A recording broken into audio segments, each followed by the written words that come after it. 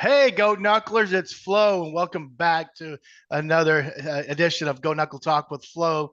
And I'm going to welcome also to the new high school, the Hereford White Faces, or the Herd. Welcome. And I'm going to introduce you to my lovely co-host, Lisa Nolan Hafner. Hey, Lisa. Hi, Michael. So who is these good-looking gentlemen we have in front? We have these wonderful gentlemen who've joined us for episode number 45 of our show. So please welcome first you're all guests, but our guest. Let's welcome our Hereford rivals tonight, Aubrey Richburg. And when I introduce you, please tell me where you're living, what year you graduated, and what position you played. So Aubrey, I'm going to go first with you. I live in Lubbock, been here 30 years. Fall of 81 was my senior season, graduated May of 82, and played defensive end and offensive guard. Awesome. Don Delosier? Yeah, and I'm living in Hereford. Was gone for 20 years and then came back. I graduated in 1982. I played tight end and was a punter. Awesome. And a damn good one at that. And last but not least, Alan Wardis. Yes, I live in Abilene, Texas. I've been there 35 years, and I graduated also in 1982 with Dawn and Aubrey. Awesome. And now please welcome our Plainview Bulldogs, Robert Braddock, Mo Evans, Steve George, and Britt Mayberry. And then I'm going to go to each one of you. So I'm going to start with you, Robert. Position played, where you're living now, and the year you graduated. I live in Bentonville, Arkansas. I played in my senior season was 82. I graduated in 83. I was a linebacker and a guard. And what else did you need? You got 83. it? 83. Yeah, he did. He I thought I said that. 1983. Yeah, you did. You did. Steve? Graduated in 84. Live in Spring, Texas, just outside of Houston. I've been here coming up on 22 years, and I play quarterback. Britt? Britt Mayberry. I played my senior year, I was linebacker and tight end. I graduated in 81, so played against these guys in 80. Beasts. Bunch of beasts is what they were. Yeah, they were. Mm-hmm. They were good. And last but not least, Mo Evans. All right. Well, let's see. I played offensive tackle and defensive tackle, graduated in 83. Me and Braddock played next to each other on offense, and been in Lubbock for, I guess 40 years since we got out of high school. Okay. So been here a long time. Yeah. Well, welcome, gentlemen. Thank you so much for joining us. We're super excited about this show. And I guess I'm going to pass it on to Michael, and he'll start the round of questions. And, if something comes to mind that you want to share, then. Well, guys, I want to start with Hereford, guys. When we were 11, we played Tiger League, which was our 6th grade year. How early did you guys start playing? Don? Well, we really didn't start playing until junior high. In Hereford, we had a flag program that we played up until the junior high age, but we didn't ever pad up until we got into the junior high into 7th grade. And I think Aubrey and Allen would say the same thing. That's when they started as well. Mm-hmm. I actually started when I was 7. That's right. You didn't live there. Gone before I was in Burleson. Before I was in Hereford, I was in Burleson. We played in a Fort Worth Pee Wee league, and crazy enough, we were in full pads at that age. Damn. So Yeah. That was interesting. And when Aubrey moved to Hereford, he was mad because he was too heavy to carry the ball in Burleson, and all he wanted to do was carry the ball. But I couldn't run out of sight in a day. So we're not going to talk about speed between us three. So the flag football, was that available just 1 year, or did it start at like a younger year? But believe it or not, we played with our schools, with our elementary schools, and we had a little league between the elementary schools, and we played there. And then I don't even think you could play YMCA at that time. I think we just played through the elementary schools. All right. Was there any hitting, like accidentally? Oh, I mean, you had guys that were bigger than other guys. Yeah, that happened. I was thankful Aubrey wasn't there at that time because it would have been a beat down.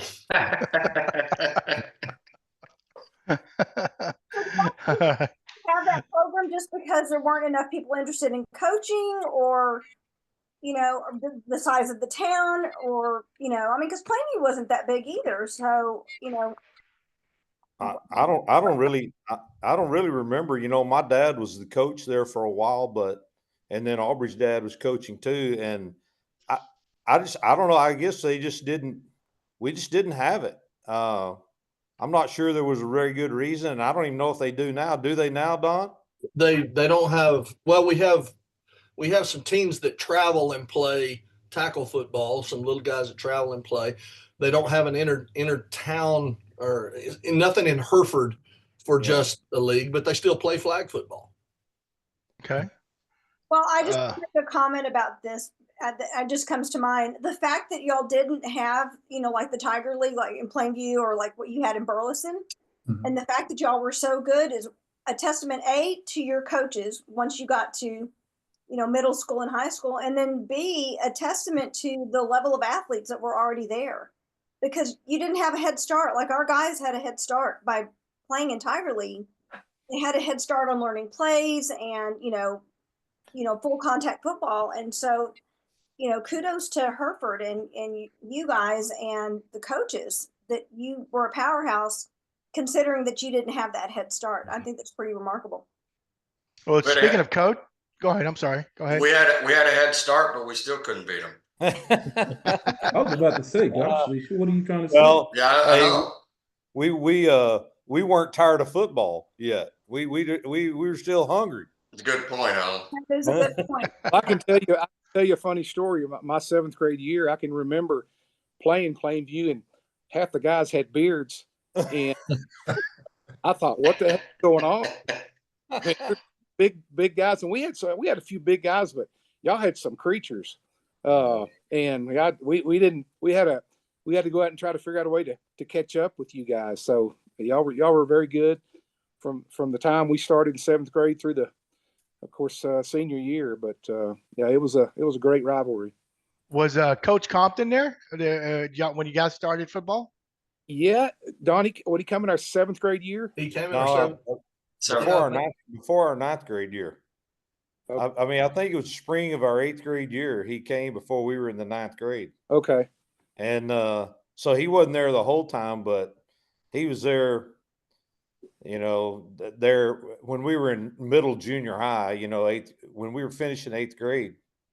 But I can certainly remember him coming to our school and challenging all of us players. Compton was quite a motivator, but he asked our group of guys, which we had 2 junior highs, and we had some good players in our other junior high as well. But he asked our guys, he said, "Do y'all want to play in Texas Stadium?" And of course, our answer was yes. Lo and behold, in our senior year, we did get that opportunity. So he turned out to be, it was very prophetic for him, but he was a great motivator.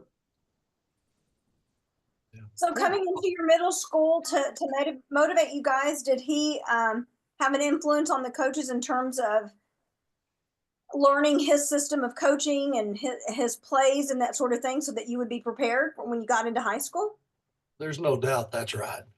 I mean, they spent a lot of time. We spent a lot of time learning what we did, and basically kept it fairly simple. But we were running what the high school was running, and I know that when I was fortunate enough to come back and be the head coach here, I wanted that as well, because that's what I'd seen him do. And he spent a lot of time down there telling us how we were going to be a good football team. And we had some pretty decent athletes. Like Alan said, we had 2 schools that had some kids that fed into a good class. And it was always the feeling between the 2 schools that when we got together, it was going to be a fun deal. Hey, Mo, do you remember playing these guys in 7th grade? Nah, I don't. I think I don't remember playing. Well, I guess we did because we'd play Hereford and Canyon. We would play, we'd go play Borger. So with And Hereford Mo, it would be Stanford and La Plata. yeah, They would have there you go. It Stanford and was. La I remember Plata. those names. Yeah. We were the year ahead of you, Mo, so you wouldn't have Right. been playing us. No, we wouldn't Yeah, have so played. you y'all, got but lucky. You got lucky, Mo. You didn't have to take that. I didn't have to take that. I know. Yeah, It was probably Mo with the beard back then. no, I had that little old baby face till just recently. All that red hair. Yeah. Boy, you couldn't have picked a better picture of me to put on Facebook. I'm so glad I lost my damn hair. How much weight have you lost, Mo? You mentioned something in a text earlier. How much? Hey, I'm about 25 down. I'm fixing to get going now. So I am 25 down from what?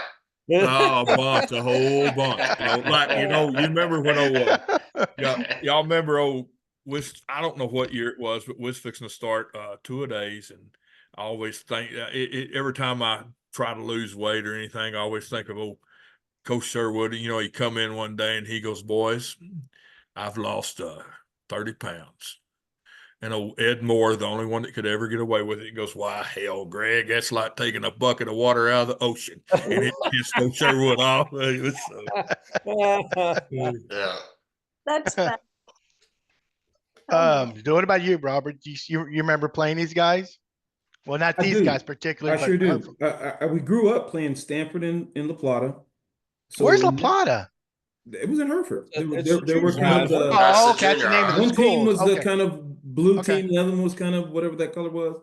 They looked like their varsity jerseys a little bit.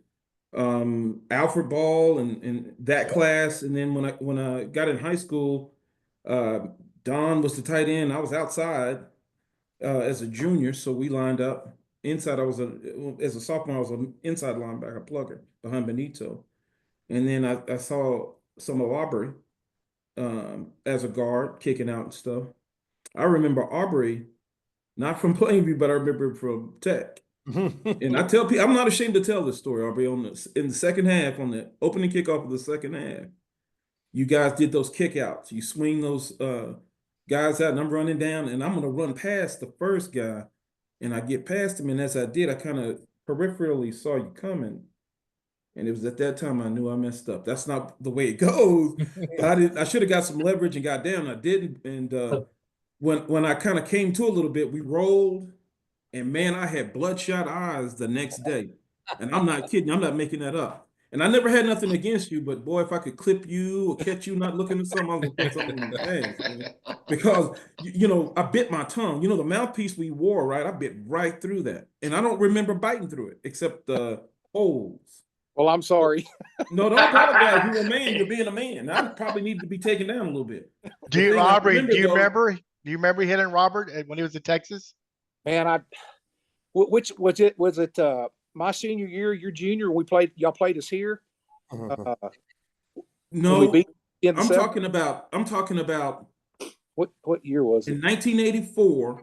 Okay, we went in that game ranked number 2 in the country. And he played We had to kick a field goal to get out. Yep. Okay. And so it's tight, and we're throwing interceptions, and Todd had a rough day, man. Yeah. Y'all were making it miserable for him. And we had to open up because I don't know, I guess we deferred or something. I don't know. We had to kick off. You guys deferred. Yeah. And by the time that kickoff was over, when I got to the sideline, I'm thinking to myself, boy, if I find this boy somewhere not looking at me, well, let me tell you, we're going to be out of bounds or what. I was trying to get it took me 2 or 3 days, man. I had a serious concussion behind it. Well, let me tell you, somebody made up for my hit on you that game. It was your Allen Trophy winner that played across from me. Tony the Great. Tony the Great. Yeah. Great. Coach told me, he goes, I was a biscuit short of about 240 then. And he was about 280. And of course, you knew what kind of a player he was. Coach told me if you get anywhere above his kneecap, he's going to throw your strong. He had a 600-pound bench press. Yeah. Oh my God. And that was the case. I was down on my ankles and kneecaps all day, just trying to slow his talented butt down. But he made up for that hit I had on you. I can promise. Well, I'll tell you what, and I promised myself I wasn't going to talk too much because I talked so much the last time. But I had a couple of teammates, Michael Brown And I had another guy as a freshman, a guy named Kurt McJunkin. They played at Lake Highlands. And when I got to Texas, I asked them about you guys because I knew they had played you guys. And the thing that they remembered about Hereford was how physical you guys was. And to me, that's the ultimate compliment is for a team. Everybody's going to have somebody fast. Everybody's going to have good, whatever, but just physical. They won, but they felt that after the game. They talked about how physical Hereford was. Of course, the reason Aubrey might not remember that one hit, Braddock, he was known for sneaky. There's some people we was playing the Independence Bowl against Ole Miss, and Aubrey, we ran a reverse, and Aubrey earholed this guy. This guy thought an airplane fell out of the sky and hit him. They spent the rest of the game trying to kill Aubrey, but boy, that's one of the best hits I believe I ever seen. But Aubrey spun back around and cut ear, hold him bad. I would For agree 3 with days, that. Mo, I had a blood dot right here right here. I had this That's the Aubrey. back of my head on That's that Aubrey's concrete. career tech. Yeah. Yep. He'd knock the hell out of somebody, and nobody never seen him coming. So. Aubrey, you think that would be legal today? Hey, I'd That still be in No. jail. I can promise. Yes, I yes. guarantee you it was. Probably not. You can't. They would have thrown a flag for unnecessary. Oh, roughness. absolutely. Yeah. Hey. Tried to have them arrested for, it's against the law to hit somebody like that or whatever. In my mind, the things I said about you probably set race relations back about 50 years. I called you every name I could think of, man. I'm not kidding. Hey, Mo. Yes, sir. Aubrey said, "I'm sorry" a while ago. Do you really believe that he was sorry? Not one damn bit. Me either. Not at all. Not at all. Hey, Delozer, are you still coaching, or you retired? Didn't you? Well, I'm still working for the schools. I'm the director of operations for the school district. Yeah. So, hey guys, go back to the Hereford. When Coach Compton came, what kind of offense and defensive styles did he play? Well, I can answer that real quickly for you. Our offensive style was pretty simple because I still hold 3 records at Hereford High School that stand today, 40 years later. Most pitches to Wayne High in a game, most pitches to Wayne High in a season, and most pitches to Wayne High in a career. We turned and pitched the ball to Wayne High, and all of us tried to block for him. That was our offense. Yeah, and occasionally I got to throw a couple of passes to Don, and that was just, I guess that was just it was something to say we did. Just to say we did, but that was our offense. But really, that was offense back in the late 70s, early 80s anyway. Very few people threw the football, and at Plainview, y'all were running the wing tee, and we didn't throw the football much. So it was that, bootleg pass. You got to run bootleg pass, Steve. But other than that, we didn't get to throw it that much. And but I think our coaches, Coach Compton, he was a great coach and one of the Panhandle's greats for sure. And Coach Sherwood absolutely was one of the greats. He was just a great coach. And I think all 7 of us, or however many are here, we would all agree that we were fortunate to play for 2 great coaches. Mm-hmm. And and I know both those guys have really formed us into what we are today. Right. Yeah. Agreed. Well, have you guys heard any stories? Alan, I'd like to say also those 2 communities. There were football communities, Plainview and Hereford, and those games were so packed you couldn't see nothing. Just people. They were great. Yeah, great support. Well, I was going to ask you, the cow, Hereford. You guys had that big ass cow that you were bringing. I know it was there for the home games, but I don't remember if you guys brought it for the away games. But it was at some restaurant. Tell you a funny story. My father-in-law, Ron Osborne, he is the one that went to the big Texan steakhouse and got them to let us use it during that time. Since then, I guess they have their own now, don't they, Don? Yes, we do. So he'd go up there and borrow it and take it to the games and then take it back. I didn't know that. Yeah. I didn't either. So I thought it was a local restaurant, but it was the Amarillo, Mhm. Big Yeah. Texas. Big Yep. Texas. Oh, Oh, Yeah. wow. Okay. A little trivia. Hey, Robert, I want to comment on what you said about, the, great football towns. I think those towns were great football towns because the coaches motivated not just the players in the school, but the community. Mm-hmm. And because it wasn't like that before Coach Sherwood came in, No, I heard that. it probably increased, team spirit and involvement and buy-in as well when Coach Compton joined Hereford.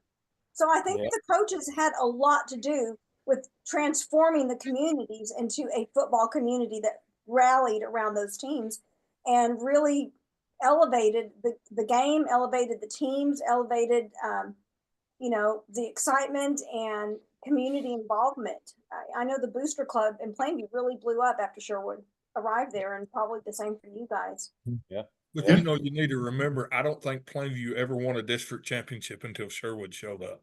That's right. 75 years. Yeah. Well, to that, Mo, it was Sherwood got there in 78. You're right. Hadn't won 75 years, hadn't won a district Wow. championship. He comes there his first year, go to quarterfinals. Then Compton goes over to Hereford. I mean, somebody mentioned on one of the threads, they're like, I don't even remember Hereford being a threat or somebody we got up for, but because before Sherwood got there, Plainview hated Monterey. But Mhm. Monterey, they weren't that good. When my senior year, it was all about Hereford. Right. I mean, everything was, and they were, I don't, maybe it's just my memory, but they were a big team. I remember Bert Walford, he was a senior at Hereford, but he played Plainview. He played with us until maybe his freshman year, and then his dad moved to Hereford. I think he was center, but I remember going out as captains and, kind of stand there and go, holy moly, this is some big boys. Yeah. So our team, my team, the 81 or 1980 when we played them, we weren't very big. I mean, our sophomores, you guys were big guys, but we didn't have many big guys as far as seniors that year. Did your senior year, Brett, did we win? Yeah, 21-0. I don't want to, brag or anything. I- But Freaking airplane. That was I'm the gonna last tell you time right we beat now, them in our deal, Yeah, well, yeah, was- but that they was were a- good. I mean, and Sherwood prepared us the whole year to play Hereford. They were the team to beat my senior year, no doubt about it. Hey, Mayberry, Yes. what year was it? I don't know if it was a 78, 79 or later when supposedly Hereford came to our stadium and painted an H on the 50-yard line. That was 81. That was Oh. 81. Yeah. That was Okay, 81. so who did it? Don. I Don think did. Don just admitted. That's right. Don knew all about it. So Shoot, if I would have done it, I would have got killed. Some of you guys know my parents, if you'll remember. Yeah. It'd have been me. I'd have been dead. Okay, So my there was money's a on rumor Opry. that It's on Sherwood Opry. did it. Some of the 78 players or some players saying Sherwood probably, he probably got someone to do it locally, but it's actually true. Someone from Hereford did, or people from Hereford did. I honestly don't know who did it. Alan, do you? No, I forgot it happened. They're probably right. Sherwood probably did it. I bet Sherwood did it. Yeah, I Wouldn't doubt it a bit. Hey, whatever he did, it worked. I know that. Oh, he was famous. He sent a coffin from one school. We all thought the other schools really did it, but Sherwood did something almost every week.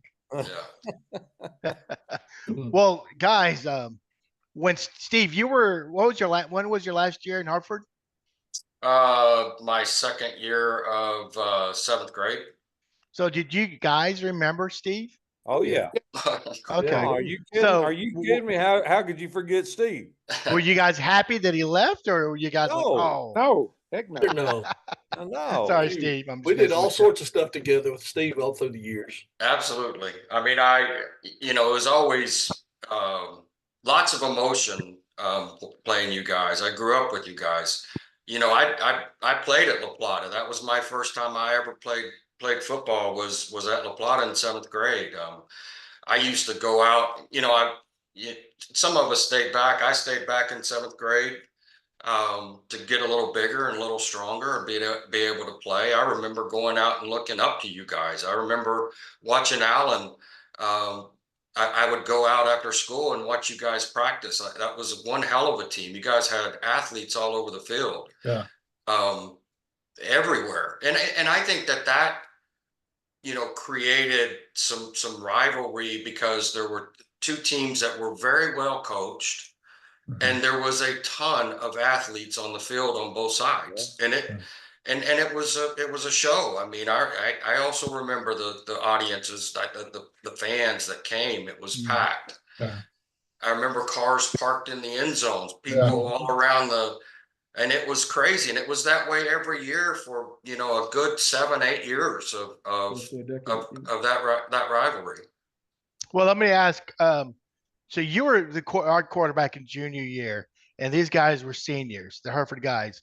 So again, you guys grew up with Steve, but is there like a bounty or let's put a hurt on Steve that game? I mean, let's be honest here, gentlemen. You'd have to ask Aubrey about that. I don't think so. I don't. Hey, we had our hands full just trying to make a first down. We couldn't be worrying about a bounty. Yeah. I think the score was 9-6. It was 9-6. That was my we couldn't even hardly year. make a first down, much less worry about hurting somebody. That was And my Wayne sophomore goes year. 70 yards, 9-6. man, on a third down. Yeah. Yeah. We get a huddle. We get a huddle, and you know how you have this, it's going third and long. We stop them here, and that's it. And we had no way, there was no reason for us to believe anybody could go 70 yards. And Wayne High went 70 yards. Hey, And most 50 of it pitches looked like from he was Wayne in High slow motion. I'm not kidding. career. I want to ask you guys a question. I grew up with kind of both of them, but who was the better back, in your opinions? Was it Wayne High or Alfred Ball? Oh, different kinds of backs, I think, but both of them complemented what we did really well. Alfred came in, was a great compliment for Wayne when y'all were juniors and we were seniors. Yeah. Yeah, I'm not going to say who was the best back. I thought both of them were good. They were good. Both of them were good. That's why I asked. But who do you think is the best? I don't. Putting you on the spot. They were both good. Okay, so then those two, and then you throw in Paul Bell. You're going way back. Yeah. Now you're going in the archives. Yeah. I remember Paul Bell. I remember how fast he was. Hey, Paul Paul was Bell a different type of running back for sure, but I remember him. Paul was a great running back. Paul Bell was good. In fact, Paul Bell made it to the state track meet in the 200 meters. Yeah. And that's pretty hard to do from the panhandle of Texas. He had some jets. Yeah, he did. He was fun to watch. I used to go, Dad and I would go over and watch him play in Canyon when he was in college. Yeah. Tell you a funny story about Paul Bell. Summers, I would, between one of my jobs, I would go help him roof houses. And we're over in some pretty rough part of Hereford. And he and I were on the roof, and we've got our shirts off, and we're sweating. We're about to die. And he looks down, and the guy's in his truck getting something out of it. Well, Paul yells at him. Well, that guy takes off running. Well, Paul jumps off the house and takes off running and catches him about 3 houses down and buries him in the street. Wow. I don't think the guy took anything, but he'll never do that again. Yeah. He didn't know who he was running against, did he? No, he didn't. The boy could fly. Yeah. Hey, Aubrey. I thought Aubrey was going to tell snowball stories. Oh, no, that'll come up later. Well, no, let's bring it up now. No. Snowball. Now that's Wayne High, right?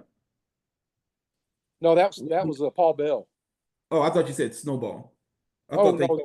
Snowball story. There's a snowball story. Yeah. There's several of them. I thought it was a nickname. I thought they called Wayne that for a little while. I think they called Alfred that. Yeah, they called Alfred that. Yeah. Okay. Yeah. I knew it was one of them. And then, we call Luther Snowball. Yep. We call Loopy Snowball. Yeah. Hey, Aubrey, what happened to your arm? Totally off subject. I had ulnar nerve surgery last Friday. How's the recovery? I have to have that surgery. It's other than I'm left-handed and I can't use my left hand, so my wife has to help me dress and everything. It's kind of a pain in the butt, but the pain. She does that when you're not. Yeah. I knew Mo was going to chime in. Yeah. Is that also the side you hit Robert, 30, 40 years ago? Oh my. I should have never brought the that old up. injury. I should have never brought it up. But Yeah. I don't mind giving due where due is due. Mm. Have your fun. I should have never brought it up. Nah. Yeah. So hey, Mayberry, who was the quarterback when you guys were playing? Tay Hyman was our Tay quarterback, Hyman. right? Yeah. And then who was Hereford's? I can't remember. Mike Scott, Mike Scott. maybe. Charles Yeah. McDowell. Charles Yeah, McDowell. Charles McDowell. That's right. Yeah. Yeah. Charles. Okay. Charles That's who followed McDowell. you. Yeah. And then any of you guys play back when I guess you're all sophomores? Yeah. All three All of of us did. All three did? Okay. Yeah. No, And your that- schools, your high school is 10 through 12 though, right? It was at that then. time. Yeah. Yeah, Okay. it's 9 through 12 now, but it was then. And what's the population there at Hereford back then? Oh, probably 12,000 people, probably. Oh wow, we were twice as big as you guys then. 24,000 when we were there. Yeah. We might have had 15, but probably 12 to 15. Now, I'm going to ask, and I think I asked this at the 83 with Mo and Robert. There was rumors that we try to recruit Alfred Ball. Was there any type of try to recruit other players from other schools to get their dads to move there? Not that I remember. Was that true, Robert, about Alfred Ball, that we try to get him to? I have no idea. I didn't do it. When did we recruit Alfred Ball? I don't remember that. Yeah, don't there. know I guess either. back then there was rumors that they were trying to get. But I will tell Hispanics you to move this. I'll Plainview. tell you this, Michael. That was one position Plainview was top heavy in, was running back. We had a load Not of that them. we wouldn't use Alfred or Wayne, they were both great. But that was, when you look at the people that came through, that was one position. If we're going to do anything, we need to, get some bigger linemen than me and Mo, We didn't do too bad, but we could have used some real big people, taller people or whatever. Yeah. Running back, boy, we had Randy Williams, Royce, Billy. You had a legacy of running backs. Tim Ainsley. Goldman, Tim Willie Coleman, Ainsley. Flush. Randy Johnson, yeah, Randy Williams, Irvin Jerry Cargill. People don't even talk about Jerry. Jerry Cargill, yeah. Yeah. Irvin Ferris. Davis. Irvin Davis. Irvin Everett Davis. Davis. Patrick Yeah, Brown. Came out of Fort Irvin Worth. You're Ferris thinking about played with Tech. Bo and I. Yeah. Sorry. That's Yeah, true. head Well, I injury mean, coming my back, Aubrey. question. Yeah. Now, Aubrey, My I'm general- the one with the concussion. Yeah. Ferris is with your tech team. I know. Yeah. So I want to know, did y'all do anything special to get ready to play each other? I'm going to start with the Hereford guys first. I've been around athletes all my life, and guys and girls do a lot of superstitious things, like putting on your right sock all the time first, or doing weird. Did y'all do anything different to prepare for Plainview versus other teams that you played with, Alan?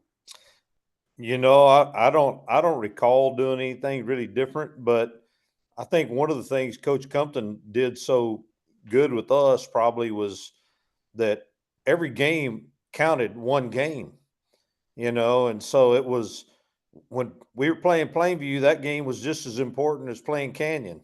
Yeah. And so as I remember it, and I tried to do this all of my coaching career as well, and that is prepare for every game the same. And I just recall, that's all I really remember. But I do think that, we probably each individual kid probably had a little bit more anxiety, when in a game like that. But as far as doing anything different, well, I don't think we did. Maybe we in 3 years that we played, we won one game and they won two. Maybe we should have done something a little bit different. Do you remember anything? Or did you have any ritual or superstition? Or I would go into I thought you said Robert. I'm sorry. oh no, sorry. Aubrey. Aubrey. I can't remember anything particular that we did other than it was going to be the biggest game of the year, and both of us were going to be fighting for the district championship, and whoever won probably wasn't going to go forth. So that was kind of the way it was every year. One team went and everybody else went home. Yeah. So I have a question, because looked at, when you leave as a senior and you're playing in college, you don't really see what happens back home very often. But as I looked, y'all lost 2 games your junior year, 8-2, I believe, and then your senior year, y'all go 13-1. That's a whole lot of games in 2 years. Was Was it just that things came together? You had the right people in the right places, and or what do you attribute? I mean, I would say that class that y'all graduated, pretty solid.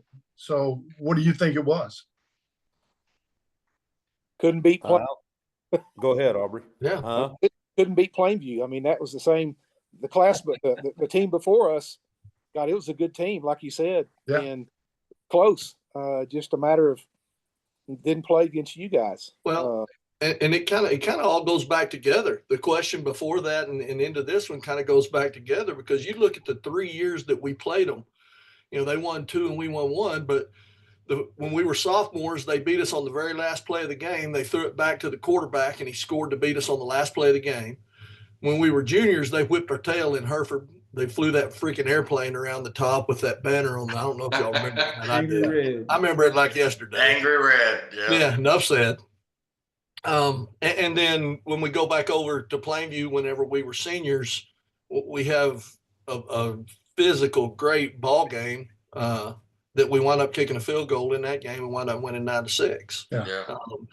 So getting ready for Plainview never was an issue. We knew at that time one team went to the playoffs, and that ball game had something to say about it a whole lot.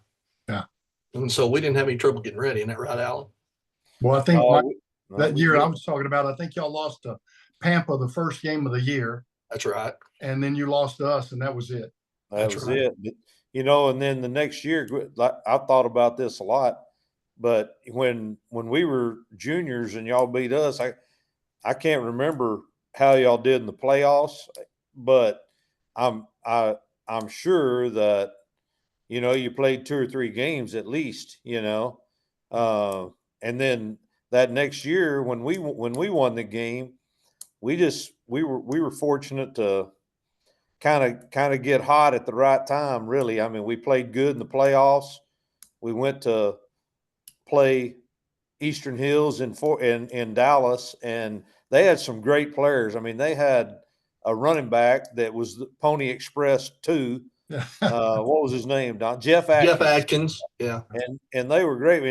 And I don't know, we could probably play those guys a few more times and not beat them, but we did that night, you know. And then Lake Highlands, of course, had good players, as Robert knows. I mean, really good players. So I don't know. I think our team just being 13-1, and we just kind of came together, and we believed in each other. You know, we believed in our coaches, and I think probably the Plainview game, because we probably weren't sure. I say this now, 40 years later, I don't know that we were sure we would win that game. You know, we probably thought we would, maybe, but we also had been beaten too. You know, I mean, that's the only time we beat those guys, and so I think that game gave us confidence to really start playing a lot better. You know. Yeah. And then the next year, 83, after we graduated, they had just a war here in Hereford, and Hereford won the ball game late in the ball game to throwing the ball to Taylor. That was Charles McDowell throwing it deep over late in the ball game. Late in the game. Yeah, 4th and 22. Wasn't it last play of the game or something? It wasn't last play of the game, but it was right at the end. Yeah, so it's definitely the last series. It's right at We the had end. we had the ball back. I mean, we tried to did throw have a it couple back. passes. Yeah. You know, I know that we were up on them good, and they did an onside kick and got it, and that's how they scored. Yeah. So, Well, I'll tell you, I'm going to say this again. I said it before. I'm going to say it again. Just listening to Alan talking. Lake Highlands, I'm going off what they told me. It was all they could to win that game. It almost had me wishing I hated you guys so bad I didn't give a damn what you did. But that would have been worth seeing. That really would have been worth watching. It was a good game. It was a great game for sure. What was the final score? I don't even remember. 10-7. Yeah. Oh, wow. That sounds right. Chris Junkin, he was, All-State All-American guard. He went to Steelers and everything. All he talked about was how physical you guys were on defense. Michael Brown was one of the state leading running backs. He went to Texas with Kurt, and all they talked about was how he felt the next day with all the head banging and stuff that was going on. Yeah. And in the back of my mind, I'm thinking, man, if you think they were tough on defense, you should have come saw us. We couldn't get out of my district. We I'll agree. couldn't get out I'll of the agree with district. that. Didn't Alan, matter. Alan, did that end in Jones Stadium against Permian that year? Y'all's team? Your team. No, that was Lake Highlands. Yeah, That was Lake Highlands. that was semifinals against Lake Highlands. Yeah. Okay. And Who then did you they guys go to play in the playoffs? They played for the state championship. Houston- they played Houston They Yates. played Houston Yates. Yeah. Yates High School. Yeah. Yeah. So when you guys And, went to the title, who did y'all beat to get there? Do you remember, Aubrey? We beat Fort Worth Eastern Hills to go to the semifinals. Is that what you're asking? Oh yeah, for like the first playoff game until. Well, we go to Bel Air. We go to El Paso. No, we go to Canyon. No, go to Palo Duro. Paladura. We played Play them in Paladura first. Kenny Yeah. OZ in them. Right. Yeah. Yep. Paladura, Charles El Campbell. Paso, Bel Air, and Fort Worth Eastern Hills, Okay. and then Lake Highlands. Yeah. Okay.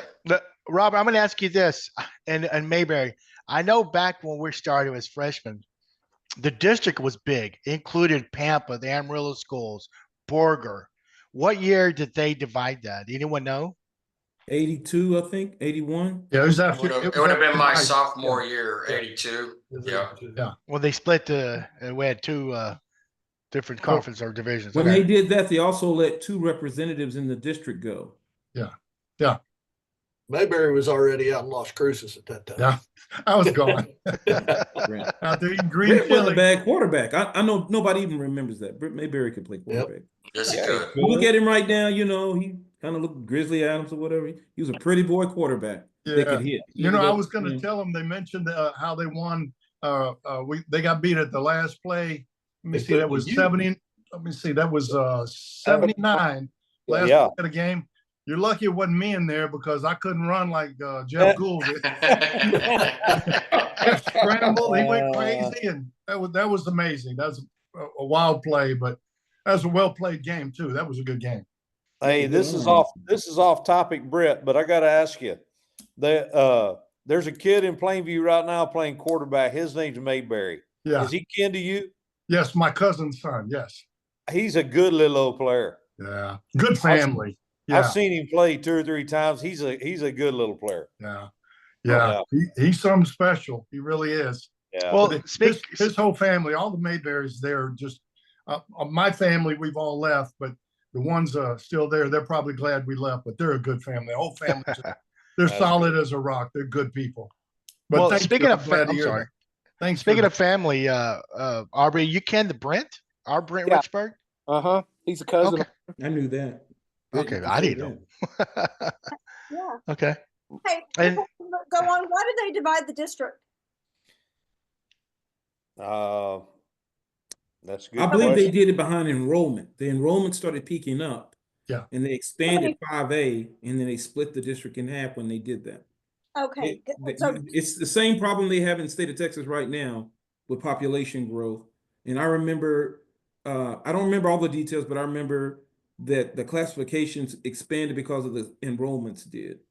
Well, we were losing. I remember like every year they would try to boot us out of 5A. We didn't have enough students, including our freshmen, which was our biggest class. But there were so many times that they tried to knock us out, but we didn't want to stay. But I think you're right. When there just became too many teams, when Dallas and Houston started exploding, they just had too many teams in 5A. That's like, we got to, have 2 different levels. And anyway, I don't think it was all bad. It's probably a good time. And Are all the teams now like 4A right now? Don? I think pretty much so. All those things, Yeah. except we had the Lubbock schools in there with us too, and they're not. Yeah. They were all in there with us too. The Monterey and Lubbock High, Monterey, Coronado. Coronado. Lubbock Yeah. High. Yeah. There was no such thing as a Cooper or the other one they have. Right. None of that was. And Friendship wasn't there yet. Friendship. either. Friendship, no such thing. Yeah. Right. So, Steve, going back to the question I asked the guys if they had a bounty on you, but how did it feel quarterbacking and you're looking over and you see some of your hometown buddies from back when? Why did that make you feel? Well, I mean, I overall had want to win. I mean, I absolutely wanted to win. But like I said earlier, it was high emotions because I grew up with everybody. So that those were the weeks of Hereford was a little bit different for me versus all the other games. It was just, Coach Sherwood would leave me alone, and um, it was just part of trying to get through it and work through it and making sure that I was doing everything that I could to help my team win. But those were friends over there. I mean, those are kids that I grew up, the Kerry Beards and the Charles McDowells and Allen. I used to watch Aubrey. I used to look up to Aubrey. I mean, not literally, but literally too. But but I mean, I grew up wanting to be like these guys. So absolutely, it was emotional, and I didn't have a choice. Dad took the principal's job in Plainview, and said let's go. So I had to make the best of it, and I'm thankful that I had a tremendous desire to play for Coach Compton. Like Alan said, he was a great motivator.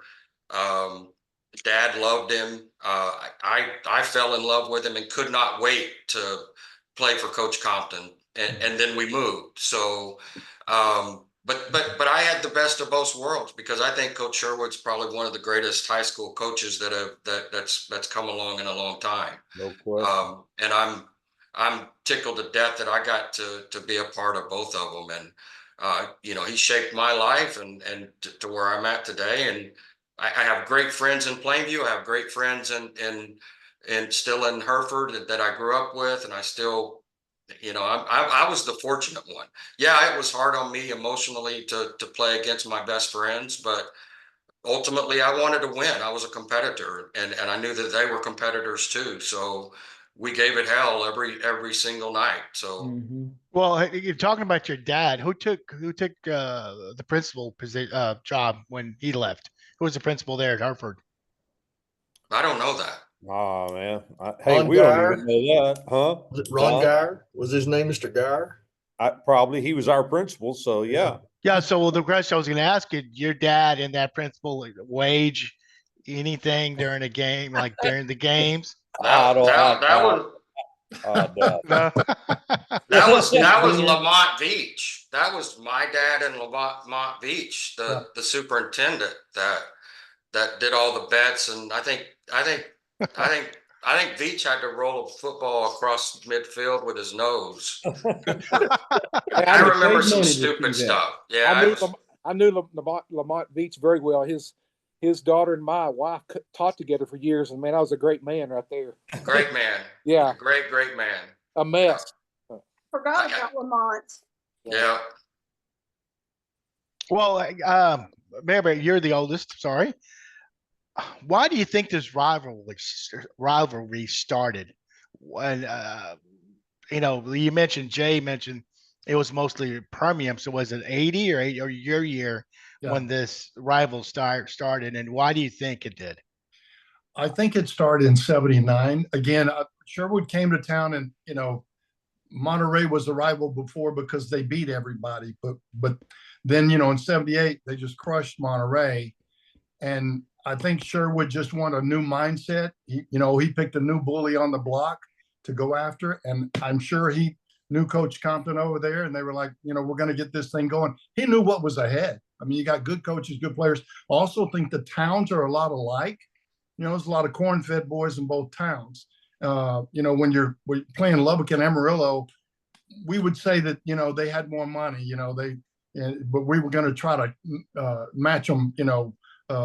What do you say? We're not going to go a penny under first class. They're used to it, but we're going to stretch and make it. But I think Hereford were just a bunch of country boys like Plainview was, and most of them, their dads ran the show. I mean, not a lot of us were big troublemakers because our parents knew where we were, and so did our coaches. I think we had so much in common, and I think the two coaches probably put that together too. Is they wanted a good, clean rivalry. When my senior year, when we played, I don't remember anything. It was a clean game. There was just not many calls. There wasn't a lot of holding play. We just didn't. It was good, clean football. It was just kind of smash mouth, and I think that's the way all of us were raised. It's like with Bert. We have so much in common. Steve George comes over, but I think they probably saw the same type of person in high school. And I think Steve did in Plainview as he did in Hereford. Just good people, hardworking families, and the communities that really supported you, because they didn't have any problem packing their stands and we didn't either. So I think it's just so much alike. I'd like to add something to what Britt just said, if you don't mind. He's absolutely right. And I think the whole concept of there can only be one. When we played Monterey, we never lost to Monterey. And most of the time, it wasn't even close. We did the same thing to Coronado. We did the same thing to Lubbock High. It was a dogfight every time against Hereford. And there was only going to be one. My senior year, you could have two people go. Okay, and we lost to them. But before then, the other one's going home. Yeah. Whoever lost is going to go home. And we hit everybody else, and yeah, they fought back, but it wasn't much of a fight. And we hit them, and they hit us back, right? They hit right back. Yeah. So that's what about something I think that. I'm sorry, Robert. Go ahead. No, go ahead, Robert. No, I was just going to say that'll get a rivalry started in a hurry. Yeah. When you're wanting to go somewhere to state or whatever, and you're going to try to take it by force, and they hit back, and they keep hitting back, and nobody's ducking, right? You'll have a rivalry in a hurry like that.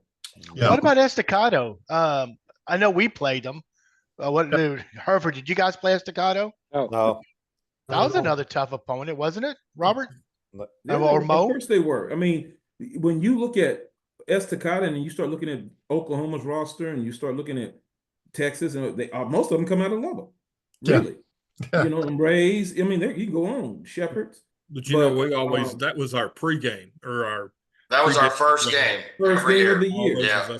And they were tight. The thing I remembered from them mostly was how fast that team was as a team. When it got physical, I felt like I'm looking at Britt too, and I'm looking at Irvin and them. It was something to do with speed if we lost to them. It wasn't because they were more physical, right? Yeah. But that's not necessarily the case when you're saying that about Hereford.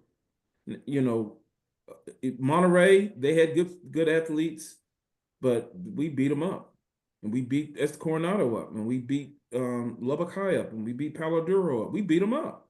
Tascosa won one, but I mean, same thing. A big play or something. The game went back and forth or whatever. Them Hunt boys could run, Yeah.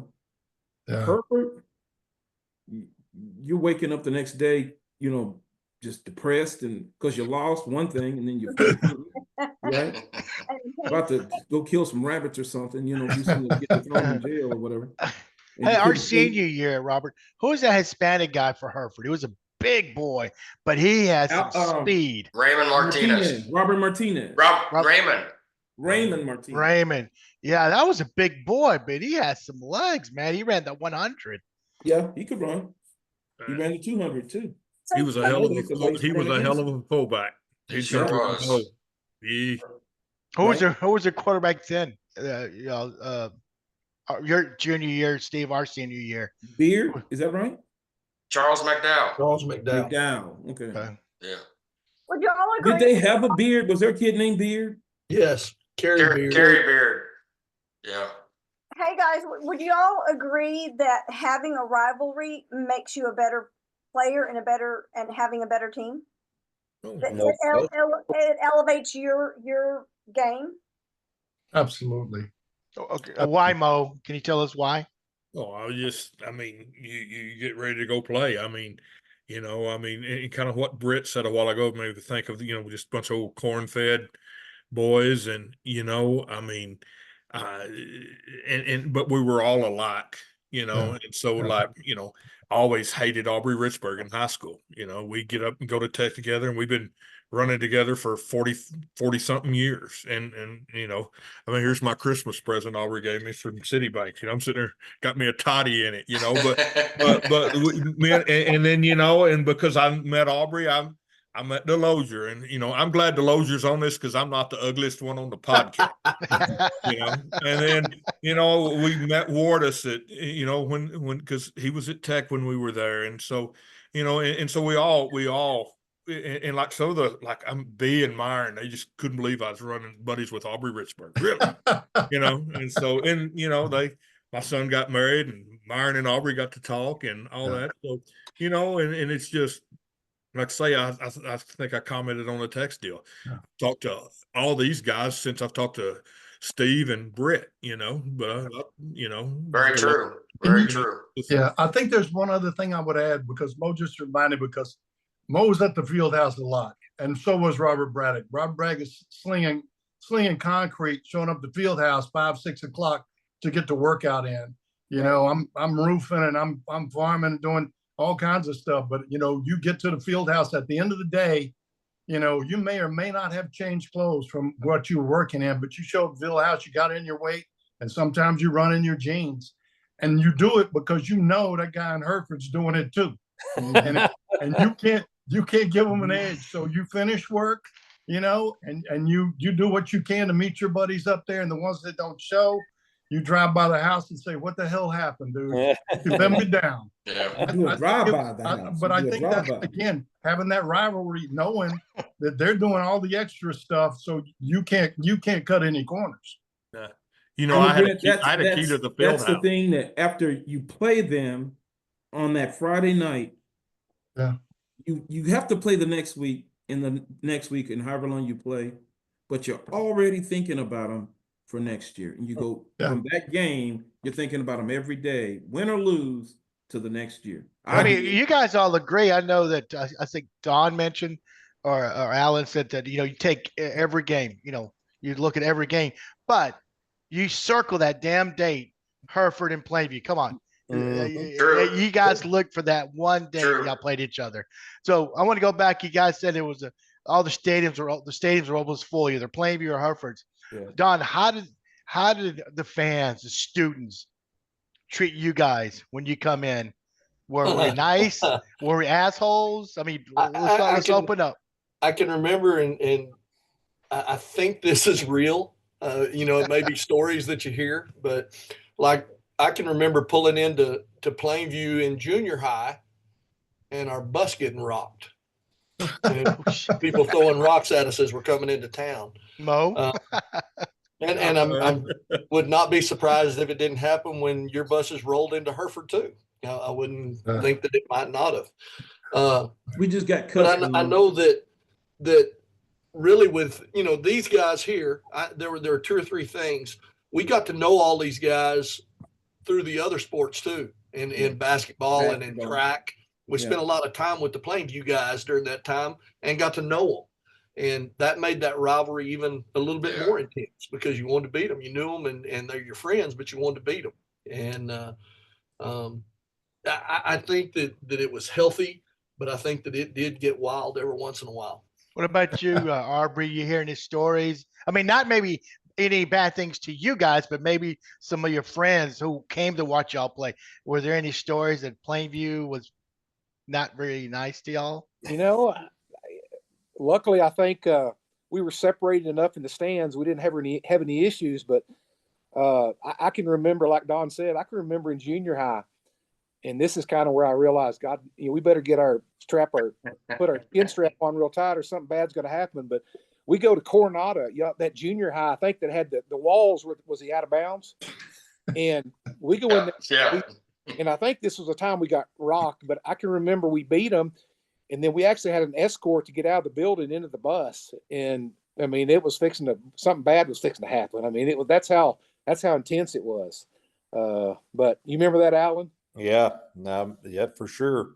But I don't know. I just kind of think, I don't think anything really that bad ever happened. But like everybody said, when you have an intense rivalry, people get on edge for sure. And I thought it was pretty healthy, So yeah. I'm going to add something to what Mo said earlier, and this is how much Mo liked me back in high school. But of course, I was a year ahead, and I'm at Tech, and it's in spring, and I'm redshirted that year, and we got through with workout, and my wife, which was my girlfriend then, Michelle, she had a track meet in Plainview.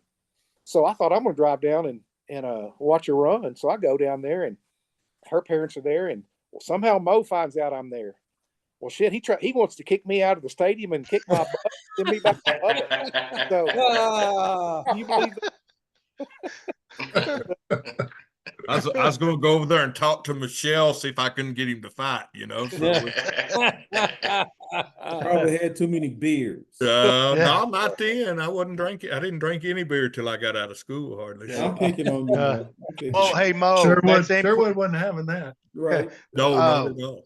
one question now. Question to you: when we roll into Hereford, did you hear anything happen to you guys No, or hear stories? Braddock, help me with this. You remember we're going in and there's a bridge right when you go in town.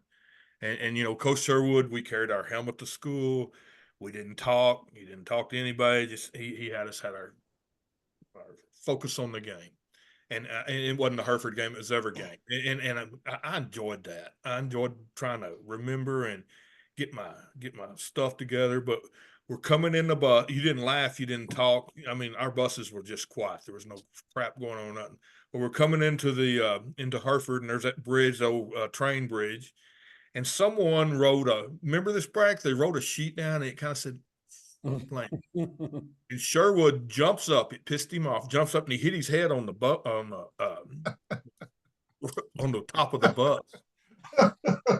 And it all but knocked him out. He just sat right back down, never said nothing. But, you know, he had us. We never laughed. I mean, I wouldn't laugh at anybody, but I wouldn't Greg Sherwood, you know. And the thing that always brought us out of that serious mode is we get in there and Donald Cleveland would pray before the game. Remember that?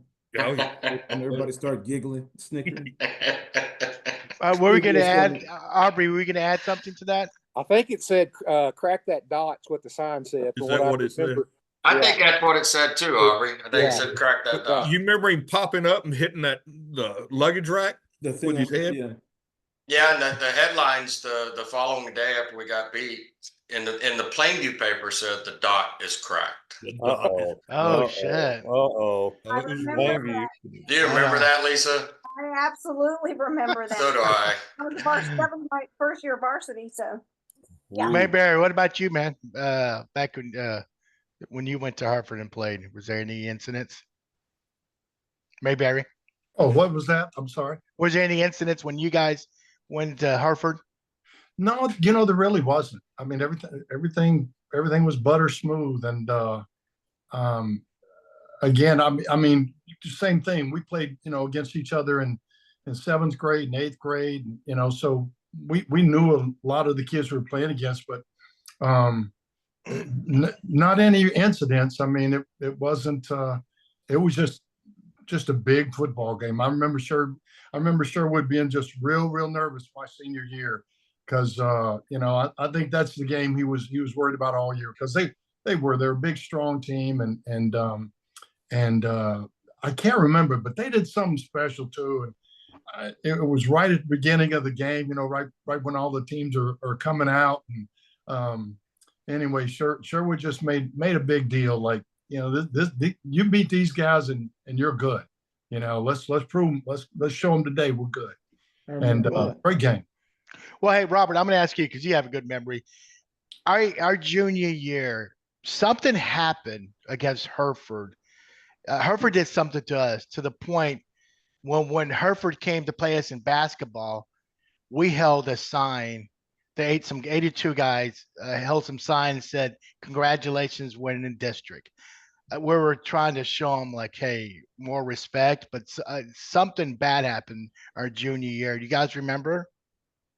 No, I absolutely had nothing to do with a sign that said congratulations to Hereford. That had nothing to do with it. I'll tell you what I do remember. The game they beat us, Wayne High, on the short side of the field, he went up the field and I caught him and I wouldn't let him fall down. And I was holding him up like this. And Greg Carter and Kenneth Hallman came and cleaned him up pretty good. And I'll never forget the look on Coach Sherwood's face. I was doing stuff like that back then.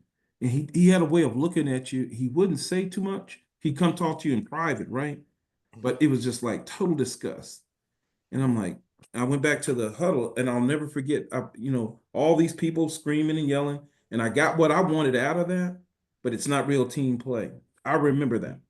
And Now he should have looked at this boy here when he hit me. He didn't look at him like that. I'm sure when he was in the but Wayne High then was so I keep going back to this because they were very effective with these counters. They run into the short side of the field with the strength on the wide side, and we had to chase them all around. And Greg Sherwood just looked at me like this, just looked right at me, like, really, Robert? That's the best you can do, right? Man. Yeah. And I know I'm gabbling, but I remember a lot. That Hereford game means a lot. That one in San Angelo Central, we're gonna have to do it. I won't be on that one. You guys get somebody else. We got to do I don't that. want that one either.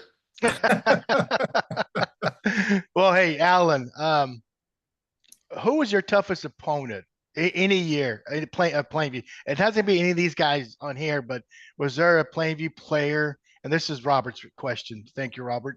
Who was your toughest opponent that you faced from Plainview?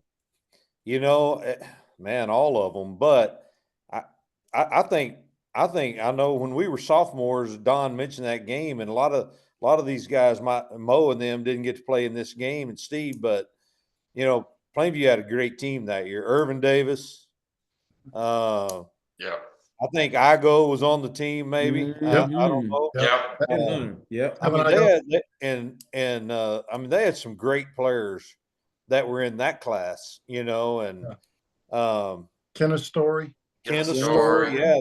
They just had some really great athletes, in those two classes. They may have been seniors, but man, those guys were good. I just remember how, and we had a chance to win that game, and really and truly, that was just a miracle. Yeah. But it didn't work out. But all these guys, and I can just remember those games, those three games right there, and just like Britt said or Robert said too, Monterey, Coronado, Lubbock High. I mean, I can't remember any of those guys, and because we ran through them like crap through a goose, but not Plainview. It was hard to, and really Amarillo High. If I can remember another team in the Panhandle, we played Amarillo High every year, and they were always solid and tough, and well coached, Alan, and well coached, and they were good. But remember Mark Mathis Myers, yeah. And those, but just the guys in Plainview, not any one in particular, but I think just their whole group was, and then later in my life, I knew Coach Sherwood back then, a little bit, but later when I was coaching and he had grandsons that were coming up as players and they would come to our summer camps and whatnot, I got to know Coach Sherwood a lot better later in my life. And I just grew to respect him so much, and his wisdom and I don't know. I just think he was, as they can tell you and attest to, I just think he was one of the greatest coaches that our state's ever seen. And well said. That means a lot to me as a player. Well, man, I'm proud. I'm proud to call him a friend. So. Yeah. Oh, cool. Mayberry, what about you, Hereford? Same question. Hereford player. That was the toughest opponent. You mean it's. Who did you face that gave you the most trouble? Well, to me, it was Hereford because they were so big. I mean, So no particular player. No, well, here's the thing. These guys, I didn't realize they were a year younger than me because I would mention these guys because, I mean, they were just, like I said, they were beasts. I mean, their offensive line, I mean, they were big and they were hard to move. And again, on defense, I mean, I remember being exhausted after that Hereford game, but I really thought these guys graduated with me. I didn't realize, they stuck around another year because I would name them. But and then I was surprised to see how well they've done since.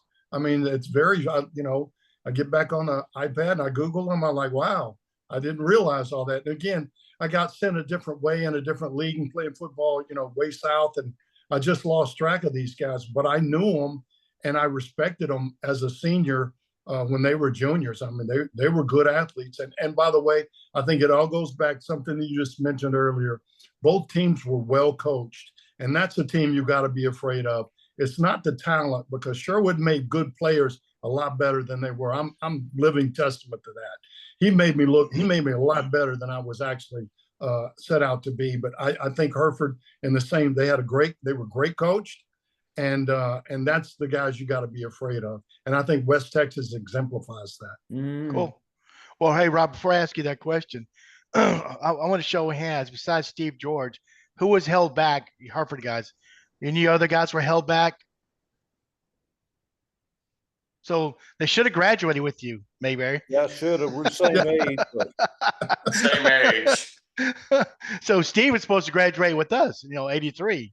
Correct. So, well, okay, Robert, I wasn't going to do it. Alan's the one that talked me into it. Our dads came to us and offered us a bribe. So it took me a while to say okay. What was the bribe? I guarantee it worked out. And it worked out. And I will tell you this, Aubrey and Alan, I would have never stayed back, but y'all did, so I followed suit. Yeah. Well, I would have never done it. Aren't you glad you did? Oh, absolutely. Yeah. What other players, Hartford players, got held back? None. That's it. That's it? Okay. Ronnie Braddock stayed back. I don't know if Ronnie is a part of this conversation, but yeah. I remember Steve Barrett staying back as well. He might have, yeah. Yeah. Steve did. That's right. Yeah. Did we do that? Well, full disclosure, I went through 6th grade twice. Okay, there we have it. Yeah. Hey, damn, you really are that old. There we have it. Yeah, my parents had 3 kids. They wanted us in a row. And then in 6th grade, I was a year younger than everybody. Everybody grew. And then my parents go, "Oh, this isn't good work." Yeah. So they had me. I don't know if you remember, but I had in baseball and stuff. I was in different leagues, so I'd be in the league with the guys under me, and it was just kind of weird. But I went through 6th grade twice. But unlike you guys, I made the same grades the second time I went through the 6th grade. And my father, honest to God, he's like, "Son, you've seen this material before." I have a lot of respect for Phil. All right, Mr. Braddock, who was your toughest opponent? Well, I'm gonna answer this way. As an outside linebacker, the player that I had to line up against, the 2 that I remember is a tight end from Midland Lee named Terry Thompson, went to Nebraska, and Don DeLozier. And Terry was bigger. He was a bigger football player, but I felt like Don might have been better because he was a better blocker. He didn't run a bad route either, but just, we had to get up under him, get their head up. Rich, you know what I'm talking about, because you were a monster too. Look, I had to get his head up, and that ended up being a hand-to-hand combat. And then he'd get off, and then I have to learn to try to cover him. Whereas the other guy, he would try to engage and get into my legs, and being 6 foot, man, that's my leverage. You about to lose your teeth like that, bro. Yeah. But he was a big guy. He was real big. He went to Nebraska. I don't know what happened with him. So then you had other people, but straight up competition, Don DeLozier was a good blocker. He really was. And he was a good tight end. I was going to ask him, did you spend much time with Dean when you went to UT Arlington? I spent way too much time with Dean. Dean Tackle was a tight end. I had to see him in practice. Yeah.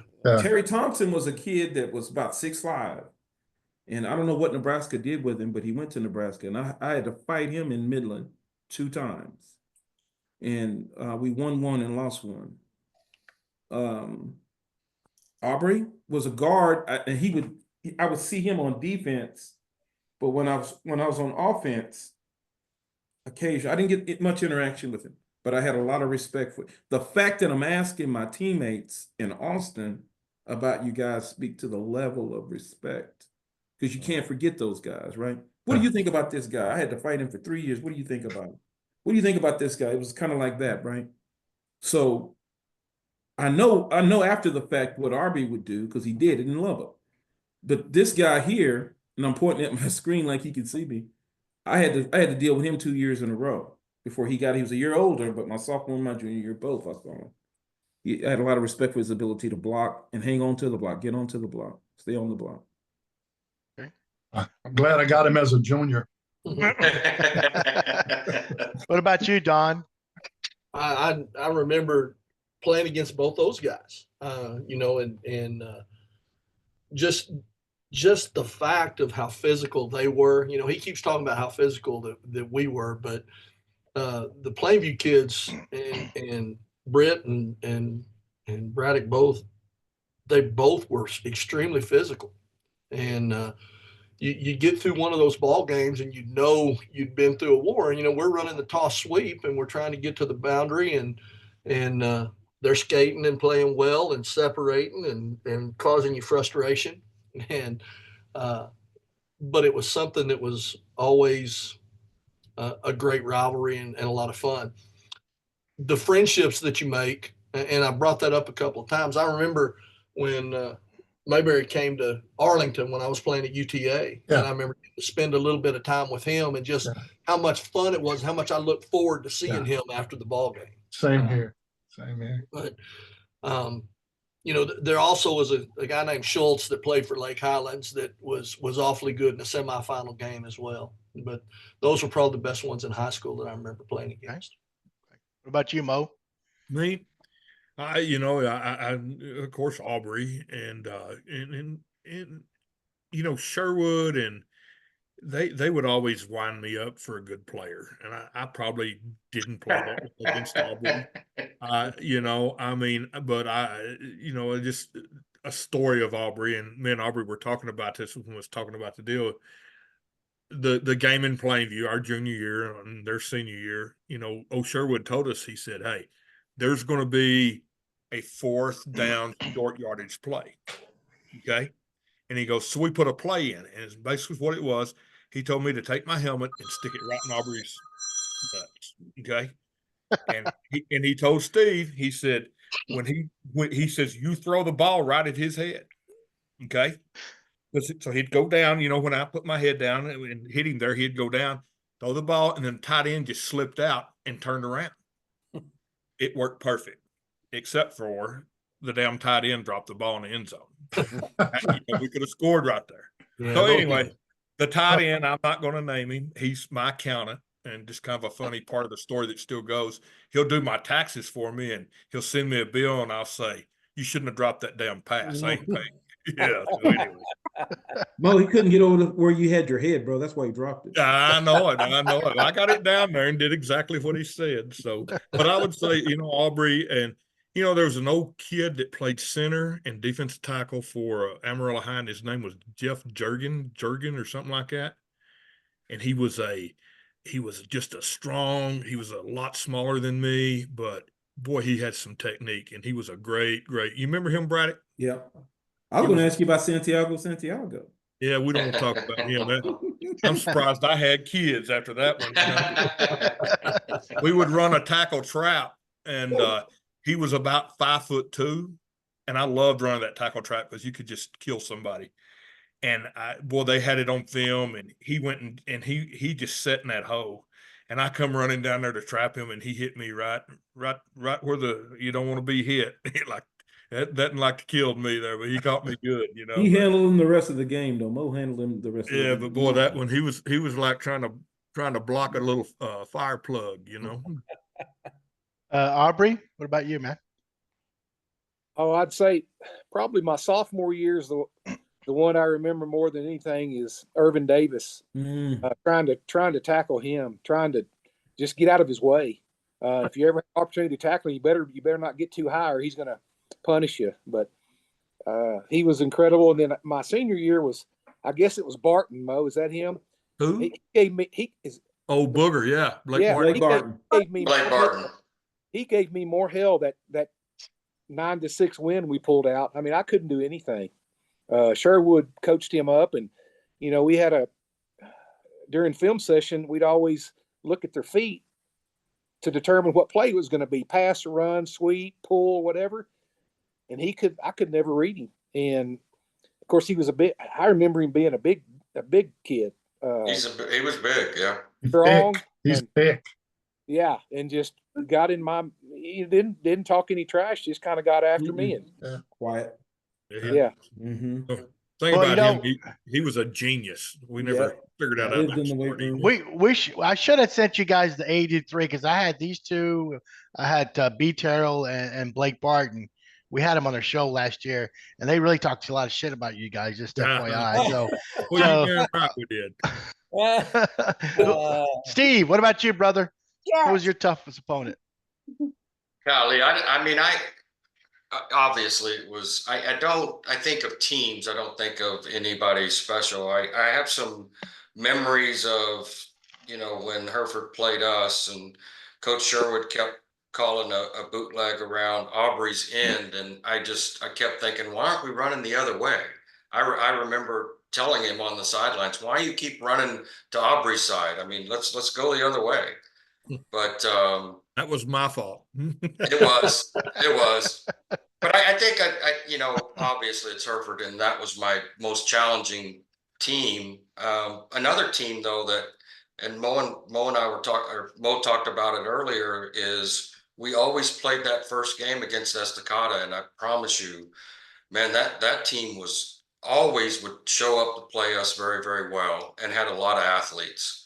I remember a defensive end that, we ran a little bootleg around the left side, and generally if I got to the corner, I could turn it up and I felt like I could score. And I turned it up, and the next thing I knew, I woke up on the track. Got ear hole right in the side of the helmet, and it was the offside end that chased me down all the way across the field. So Was that those your are the ones junior year, Steve? That would have been my sophomore year. Junior year playing against, I guess we were in Plainview against Hereford. Some of them run together a little bit. Well, I was thinking you were talking about Estacada. I'm sorry. Curtis Yeah, Shivers. I was talking about Estacada. I think you're talking about Curtis Shivers. Yes, Curtis Shivers. Never been hit so hard in my life. Yep. Yeah, I was probably 165 pounds soaking wet, Yeah. He was probably 225 and running 4.3. From the other side. Yeah. Full speed. Oh Miss Lisa, you have any questions for these fellas? No, I don't have a question, but I do have a question, but I want to make a statement before I forget. When we were talking about the rivalry, and I made the comment of that having this rivalry makes you a better athlete. But this has been my observation back in high school, being on the sidelines as a cheerleader and doing this podcast, 40 something years later, and having different teams on here. That I think that you have the most respect for your rivals, because getting away from the heat of the game or the heat of the moment, you recognize the talent that's there in front of you, that's challenging you. It's challenging your abilities. It's challenging everything about you. And you want to be better because you want to beat their ass. But at the same time, you have admiration and respect. And it's fun to be a witness to, hear these stories of you guys. And that, all these years later, it's a mutual admiration society. Yeah. It's kind of fun. I agree. Oh, Steve, Curtis Shivers signed New Mexico State. Did he really? Yeah. And he was down there a while. I think he came down there. He was going to have to live in married student housing. I guess he had a kid or something. And yeah. Anyway, it didn't work out. He was just he didn't want to be there. You could tell. Yeah, raw talent though. You're right. He was fast. Oh my goodness gracious. Yeah. Man, Well, they had Fred Young, they had Brett, they had this guy. You had another linebacker, New Mexico Fred State. Young, golly, he gave me nightmares. Yeah. It was pretty Well, New Mexico Mo State. and Braddock and Steve just mentioned who hit them the hardest. Well, I'm going to Mayberry. I think I asked you guys when we had a class of 81. Can you remind us who hit you the hardest? Oh man, I really can't. I mean, I got hit so many times that I wondered just what happened. And I was wondering if everybody else missed it too. I was No, I got hit hard and often. I can't remember. I can't remember picking up my teeth too many times, but I will tell you again, going back to that Hereford game, that because their line was so big, I just remember we prepared. But that's probably the sorest I was ever in high school, no doubt. It was a very physical, probably most physical high school game I'd ever played in. And so that's why I remembered these guys, and I swore we were all the same age. They went out with me. And that's why I thought, well, great. And then I look and I'm like, wait a minute. They stayed around for another year. They shouldn't have done that. They're too good. But Alan, no, what about you? I'm sorry. Go ahead. I was just going, go going out as team captains before the game. I mean, I was like, and that's why Sherwood really, for a lot of teams, he would put the height and the weight, and who you're going to be in. I don't you other guys remember that, but they put up offensive, defensive. They'd be in the locker room. You could kind of see. He didn't put it up against Hereford because he wanted to get in our heads because they were big and strong. It was a physical game. Mm-hmm. Awesome. Alan? Yeah, well, of course, me and Steve, we played quarterback, so we probably took chances of getting hit pretty hard. But I don't know that I really remember anything quite. I do remember this, and I know all of these guys will say the same thing, but not so much in a high school game. But one time in college, I had to carry the ball about 20 times plus getting hit. And my poor mother, the next day, I was so sore that I couldn't hardly get in the shower. And my poor mom, she said, well, I don't remember you being this sore in high school. I said, Mom, in high school, those guys were lucky to tackle me, much less hit me very hard. These guys in college, they not only they can hit me hard, they are hitting me hard. Yeah. It's a whole different game. But I don't know that I remember that, but I sure can remember some. I'm like Steve. When you play quarterback, you remember teams. And Mm-hmm. when you can't. It seemed like Plainview sometimes was playing defense with 15 guys. They were like, as coach would say, well, what's the problem? What's the problem? I go, well, the problem is they're rushing 6. They got 4 guys in the middle and 5 in the secondary. I mean, they got 15 guys out there. That's the problem. And but I don't know. There's just a lot of great times. And I think you're right, because in college, I can tell you exactly. We were playing Nebraska, and they ran a crackback. Steve Smith, who's just one of their backs, he cracked back. He hit me in my ribs so hard, my mouthpiece flew about 20 yards, and I didn't move. I just sat there all doubled up. They scored, of course, on that. He went and got my mouthpiece, brought it back to me, and helped me down to the end zone so they could kick the extra point. I didn't breathe. I guarantee you, I didn't breathe for 3 or 4 minutes. I was going to pass out. He was a big fullback. Oh, yeah. But I'd never been hit like that. That was a train wreck. Yeah. Oof. Aubrey, what about you, man? I can remember. Y'all remember James Johnson played at Lubbock High? Dynamite. Yeah. Dynamite.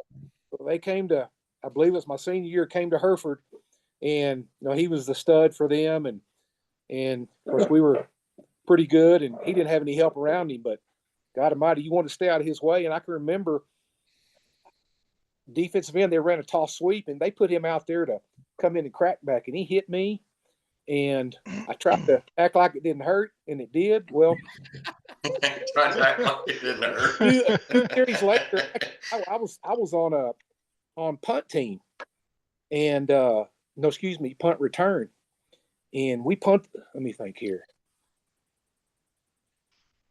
God Almighty, let me think here. You can't we punt. Yet, Aubrey. I cannot remember, but I hit him and got a dang personal foul blocking in the back, and I swear he turned his head at the last minute, and I hit him right in the face mask. Of course, Compton was all over me, and Dynamite was trying to fight me and everything, but it was a block once you saw the video, but I got the 15-yard penalty. But he was a player, Dynamite. What about you, Don? I've got one from college that wiped out the memory of any other than the guy from Nazareth when we played Nazareth varsity, whenever I was still on the JV as a sophomore in the first 2 ball games, he hit me in the ribs so hard I almost died. But Eugene Seals, that played for Lamar and went on and played for the Oilers, hit me. I was on a little delay route in the middle of the deal. Of course, anything I ran was a delay route, but he hit me in the back. He hit me in the back, and it broke my shoulder pad strings and knocked my mouthpiece out of the mouth. And I got up, and funny enough, Dean Takel's the guy that I go to on the sideline. I'm wobbling off the field, and he looked at me and he said, "Damn, I don't want to be you." I was just like, man, it hurt. It was a big deal. So I just want to mention this. There's the head coach now, Adam, correct? Mm-hmm. Yeah. Naren, I don't play you guys. I don't even know that, but he's Wes Naren's son. Right. Wes graduated in 1980. Yeah. He was a drum major, and that's his son, who's the head coach over at Hereford now. Cool. I don't know how many years, but I just want to give a shout out to Adam and Wes. So, yep, done a good job since he's been here, and I've gotten to meet Wes since then, sitting in the stands, and seems like a good guy. He told us a funny story because we had the drum majors on, and he said because OT was a hard ass. I mean, he was a gentleman, but the band director, he was like Coach Sherwood. You didn't want to mess with that little skinny man. No. He'd look at you like, oh shit, oh hell's gonna break loose. Well, he was a drum major. He was on top of his ladder, and it was freezing cold. He said his one of his pockets had a hole, and he had some hand warmers. Well, it slipped and went into one of his nuts, and it was burning his nut. And he didn't want to do anything because he was afraid OT would say something. But he said for like a couple of minutes, his nut's burning. He was like, "I'm surprised I had any kids." So, so you can ask him about ask him how his nuts are when you see him again. Tell him, hey, I heard you only have one nut. So I know one thing Mo mentioned back in the '83.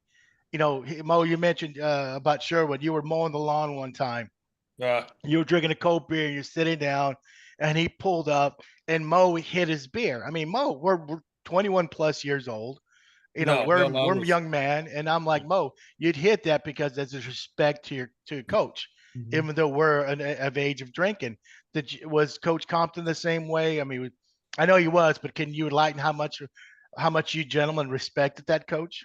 Oh yeah. Start with Aubrey. Yeah, you didn't mess around with him. And I'm not saying I didn't do anything I shouldn't have, but yeah, it was when it came to doing the right thing for him, you didn't step across the line, because if you did, there was severe punishment involved in it, and it's to the point where you might not be on the team, and you knew it. It's and it's kind of weird. It's even at that point, like some of the coaches on Facebook or whatever, they're only a couple of years older than me, but I still call them coach. It's just that level of respect they have that they earned. And I guess I was never in the military, but I likened it to the military, because they earn that respect. And there's no way I can call Coach Bill, by his first name. No way. It just doesn't work. No way. Yeah. And Flores, I was probably 40 years old when he drove up my driveway. Oh shit! Okay. It's weird. Let's say it was respect. I never drank in high school because I was scared to death he would. He messed with me so bad. I was all district as a junior, and he says you could be the only all district player that plays JV your senior year. That's I was scared to death of. Oh yeah, no, he did mess with you, man. He did mess with you. He did. Witherspoon. Benny. Our coaches, they didn't allow drinking.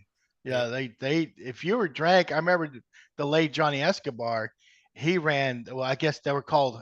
He was searching for Easter eggs, because they found out he drank the weekend, and they ran his ass up and down the bleachers. So yeah, those coaches did not put up with drinking. And my junior year, the summer of, I drank and got back to my baseball coach, and I almost got kicked off the team. So I didn't touch any liquor until baseball season was over. Yeah, I think Sherwood came to my wedding in '93 up here in Tulsa, and I felt, I didn't know what to say, but I was like, Coach, I just want to let you know it's an open bar, and I'm getting married, and I don't get all the decisions now. So just let you know, you don't have to if you don't want to, but there'll be alcohol in there. Sorry, just That's an odd funny. feeling. So, guys, do you guys know if Sherwood or Coach Compton, Coach Sherwood, Coach Compton ever got together for dinner or lunch? Is that Well, I don't know about that, but I know they were friends. They were friends.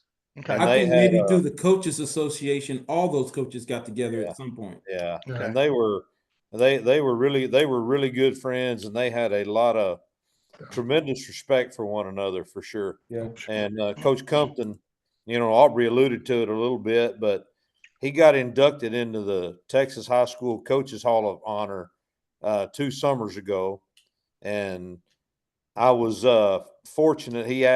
I was one of the people he asked to do a little video for him, which was an unbelievable honor, and that I'll never forget. But I got to go down to San Marcos and spend a couple of days with him and his wife and some others. And we had another Coach Kirkland.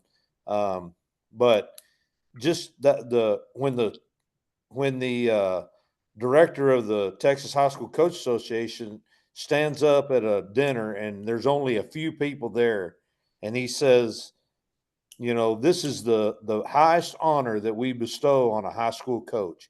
And I looked around, and there was Tim Buchanan, who had won 10 state championships at Aledo, and Glenn West, and the guys that were down at North Shore, and some others, and then Coach Compton and his group. I just couldn't help but smile and with pride that as little, a little part of that our team, our teammates, we had a little bit to do with that. And I was looking at Coach Compton and the smile on his face and just how happy he was and how proud that he was. And I know he was thinking as well, all the people that he had influenced over all those years. And when you talk about not wanting to disappoint them, really, Mo, it's not that you were drinking a beer at 40 mowing the lawn. It's that you didn't want to disappoint your coach, 100%. and you didn't want to. You wanted him. You have the utmost respect for him, and you want him to have the utmost respect for you. But I think Don and Aubrey both can say the same thing as I can. We've never really respected anybody more than Coach Compton and what he's done for us and a lot of kids in Hereford, Texas, for sure. Good deal. Well said. Well said. Well, hey guys, let's Hereford. Let's get away a little from football. What did Hereford high schoolers do on Friday and Saturday nights? What was y'all's thing? I'm gonna go with Aubrey. Ain't no way I'm answering that. No way. I mean, the reason I'm asking because your classmates are gonna watch this video. Woo! That's exactly why he's not answered it. Aubrey. Well, I mean, we just hung out with our friends, and but where? I'm like, we would go drag 5th Street, hang out is it the Fun Station? I think it was called. But anyway, so go ahead. The fun part. Fun park. Family fun park. I mean, there wasn't a lot to do in Hereford. We found a few places to go and have fun, and went to Amarillo a lot. But really just hung out with the guys and the gals. That's kind of what you did. I'll just kind of leave it at that. Don, I mean, you guys have just some story. Don, what about you, man? Well, I'd go like hang out with Aubrey and hang out with Alan and oh, come on. Yeah, leave it like that. Come on. I mean, throw some of your classmates under the bus. Together. I said not to, but come on, throw them under the bus. It's okay. I had a barn dance or 2 or 3 a week, and just had a good time hanging out together. Really, I mean, we spent a lot of time together, and I think that was part of the success of our football team was how much time we spent together, because we did a lot of things together, some good, some bad, but it was a great place and a great time to grow up here. Coming back as the head football coach here, put a different perspective on me a little bit. And, you know, you talk about the respect you have for Coach Compton. Alan talked about that. Well, I came back as the head football coach here and was fortunate enough to have him be able to come to the field house and sit and share with me some stories and even critique some things that we were doing, the way that we handled some situations and things like that. So, you know, I really, it was a great place for me to grow up, and it was pretty simple and it was pretty fun. And I really don't have a whole lot else to say about it. I'm proud that I grew up here and enjoyed the time with those two guys. Those two of my best friends in the world. And it was fun being with them all the way through school. And by the way, congratulations on coaching and giving back and making sure there's more guys like you and us coming up. I really respect that. Yeah. So congratulations. Thanks. Good. Well said.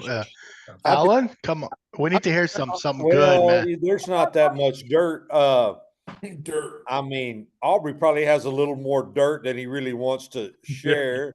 But you know, we weren't right, Mo, doesn't he? Oh yeah, there's lots of dirt there. I mean, come on, Mo. Let me add, come on, we know, right? I mean, come on. Oh, yeah. But what are you going on with me about, Aubrey? It's a good thing there weren't cell phones back in our day, or I'd still. Oh my gosh, would still be in jail with cameras and everything. No, that is true. I'm glad that our life was not chronicled when we were 18 years old by a cell phone. But boy, you know, me too. Don said it really. I mean, you know, our guys, we really weren't that much of troublemakers, and we didn't. I'm not telling you that some of our guys didn't drink beer and, you know, raise some cane here and there, but really for the most part we didn't. I don't know what when our classmates hear this, I think they'll all agree that we were really a pretty docile group. I can remember, you know, Don. I mean, here's just an example. Don's dad is a volunteer fire department, and we did simple stuff like spend the night at each other's house. But one of our buddies had a panel van, so we would sleep in the van, you know. But at about 2 a.m, I decided to go across town and see a girl that I thought was kind of cute, and I did that. And on the way back to the place, I was in Don's car, and it's 2:30, 3 a.m, and there's no traffic in Hereford at that time of night, none. And I'm parked at a stoplight, and I look across there, and there's Don's dad going to he was on the volunteer fire department. He was called for a fire, and he's sitting there. And as I turn the corner, he just kind of gives me a little wave. And when I get back to the house, I said, "Well, you're in trouble," you know. And he's like, "Why am I in trouble?" I said, "Well, because I'm driving your car." So his dad never said a word to him. He just said, "Give me the keys," you know. And Don said, "How long do I have to give them to you?" And he goes, 30 days, you know, give me the keys. I don't know where he was or what he was doing, but he was in your car. So give me the keys. And so I don't know. We really, you know, and I think about this too. I mean, I know I'm talking a lot, but both of our teams had successful teams. And if you'll look at the players on those teams, you three guys, us three guys, and really more of our teammates on both sides of the towns. But if you'll look at those guys and what they did in their life and how successful some of those players have become, then you turn around and you go, well, no wonder they were successful football teams. They had successful kids, and those kids they've done great things in their life. And so you look back on it and go, well, no wonder we had good high school football teams, because the kids at Plainview were good kids, and they were raised right, and they had a great coach. The kids in Hereford, we were good kids, and we were raised right, and we had a great coach. And so, and we've gone on to be successful in this game of life, as well as the Angry Red. You know, I mean, you talked about that white face earlier and that big cow. Well, what's worse, a big cow or a red dot? I mean, come on. But I truly believe that that's why both of our towns were successful. We had great kids, and Great parents. And definitely parents, definitely coaches too, Yeah. because think about Amarillo and Lubbock, large populations. Yeah. You know, the more talent pool, but you guys are what'd you say, 12,000 and we're 24. I mean, it's all about the coaching, Yeah. and brought the best out of all of y'all. Well, Yeah, not and just the families. coaching, but the community too, because I think when you grow up in a small town like we did, you know, you hear the term, it takes a village to raise a child. When you're from a small town, the village is keeping an eye on you. And so you're not going to screw up because everybody in town knows who you are. All your friends' parents know who you are. And somebody's going to find out and rat you out. And I mean, if you live in Lubbock or Amarillo, those are big enough cities that not everybody in town knows you. Yeah, But you that's can't true. get away with shit in a place like Hereford or Plainview. That's It's true. funny And that we you brought didn't. that up. And Yeah. we didn't. And you Yeah. didn't, because It's funny somebody that was you gonna brought find that out. up, because Alan's parents, Aubrey's parents, Steve's parents, when he was in Hereford, would have had no problem telling me I was doing wrong. Would have had no problem. Yeah. Right. And reinforce that. Yes. And I've got a lot of respect for the fact that I grew up that way, and I'm thankful for that. Oh yeah, yeah. I mean, it was the same way in Plainview. You couldn't get away with anything, at all. So I have I've asked the Plainview guys this last time they were on, but I'm going to ask you guys: was there a particular teacher, and this is really for your classmates that are going to watch this program? Is there a teacher, besides Coach Compton, that really helped you or left an indelible imprint in you that just really made an impact on you? I'll start with you, Don. Yeah, I probably would say Adele Clements. She was my math teacher when I was in high school. Whenever I went and started coaching, I was a math teacher as an assistant coach, and she had a big interest in us. Took us to go take CLEP tests. You know, found a way for the school to pay for us to go take CLEP tests and get college credit, and just lots of respect for how she taught and how important it was to her. I think she was pretty influential in my education. That's wonderful. Aubrey? I'd probably say Danny Haney. Coach Haney was my history teacher, and he was also my offensive line coach. But you know, he was always ripping my butt up one side and down the other, because he knew my dad was going to do the same thing to me. If I didn't do good on a test, he was on me. If I didn't do good on the football field, he was teaching me in the classroom what I didn't do wrong. So I learned a lot about him. But he was a good one. Alan? Well, Don mentioned Ms. Clements, and that is so true, because she was so special. In fact, Don and I both have math teaching certificates from the state of Texas, probably a lot because of Ms. Clements, but and others. I don't know how we got that. They ought to revoke them, but they won't. And then we had an English teacher named Ms. Billingsley, and she was tough. She was tough, hard nosed, but she was fair, and she was great. And then Don, what was our chemistry teacher's name? Mr. What? Perkins. Mr. Perkins. Mr. Perkins. Yeah, I mean, Mr. Perkins, he was great. I'm sitting there thinking of Mr. Kelso as well, because he was great too. But he was great. Mr. Perkins, he took a bunch of jocks that we weren't. I'm not going to say dumb jocks, because we weren't. We were smart, and we had good classes. But he would take us and teach us as well. So we had some great teachers as well at our school, and administrators and the whole 9 yards. What about you, Steve? You weren't part of the other group, so. Golly, I'm sitting here thinking that the folks, the teachers that influenced me. I think about Mrs. Bowers, from a science, from a physics, chemistry. Mrs. Bockham from a math standpoint. And then I think about administrators that had a big impact on my life as well. Larry McBee, Alex Glass, those guys were, my son is named after Alex Glass. So those guys had tremendous influence in my life from an administrative standpoint. Larry McBee had an impact on my ass with that.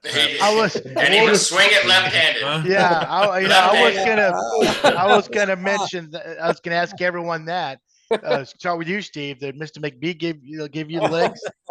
No, my ag teacher, I got a lick from my ag teacher my sophomore year. Somebody was in there, it got in the office and was calling 1-800-dollar-suck. And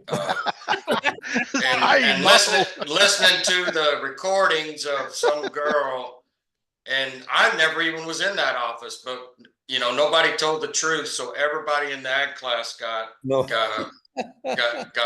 and that's the hardest I've ever been hit. One time with a paddle, and Dad's gotten a hold of me many times, but that one hurt worse than Dad. Aubrey, what about you? Yeah, I was going to just tell the Hereford guy. So Larry McBee, he's got quite a reputation. Larry McBee was our assistant principal. 5 foot nothing. Yeah, not much taller than me. I mean, a tiny little man who played tennis, and he was revered and feared. You did not want to get licked from that little man because he would light your ass up. Like he would put tears on people like Mo and Brad. Oh yeah, Bard. He would literally bring tears to these guys. So before we go to Aubrey, tell him, Mo, tell him how Mr. McBee used to sting. The first ones I got from him were the first day in high school, and me and Derek DeBerry got kicked out of some test deal.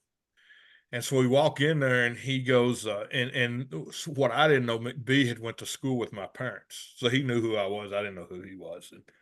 And I walk in there, and I'm pretty much a badass. And I said, he says, well, you got 3 days detention or 2 licks. And I go, I'll take 2 licks from you. And I'm smart enough. I'll take. I mean, and he called my mother and goes, I got you, boy.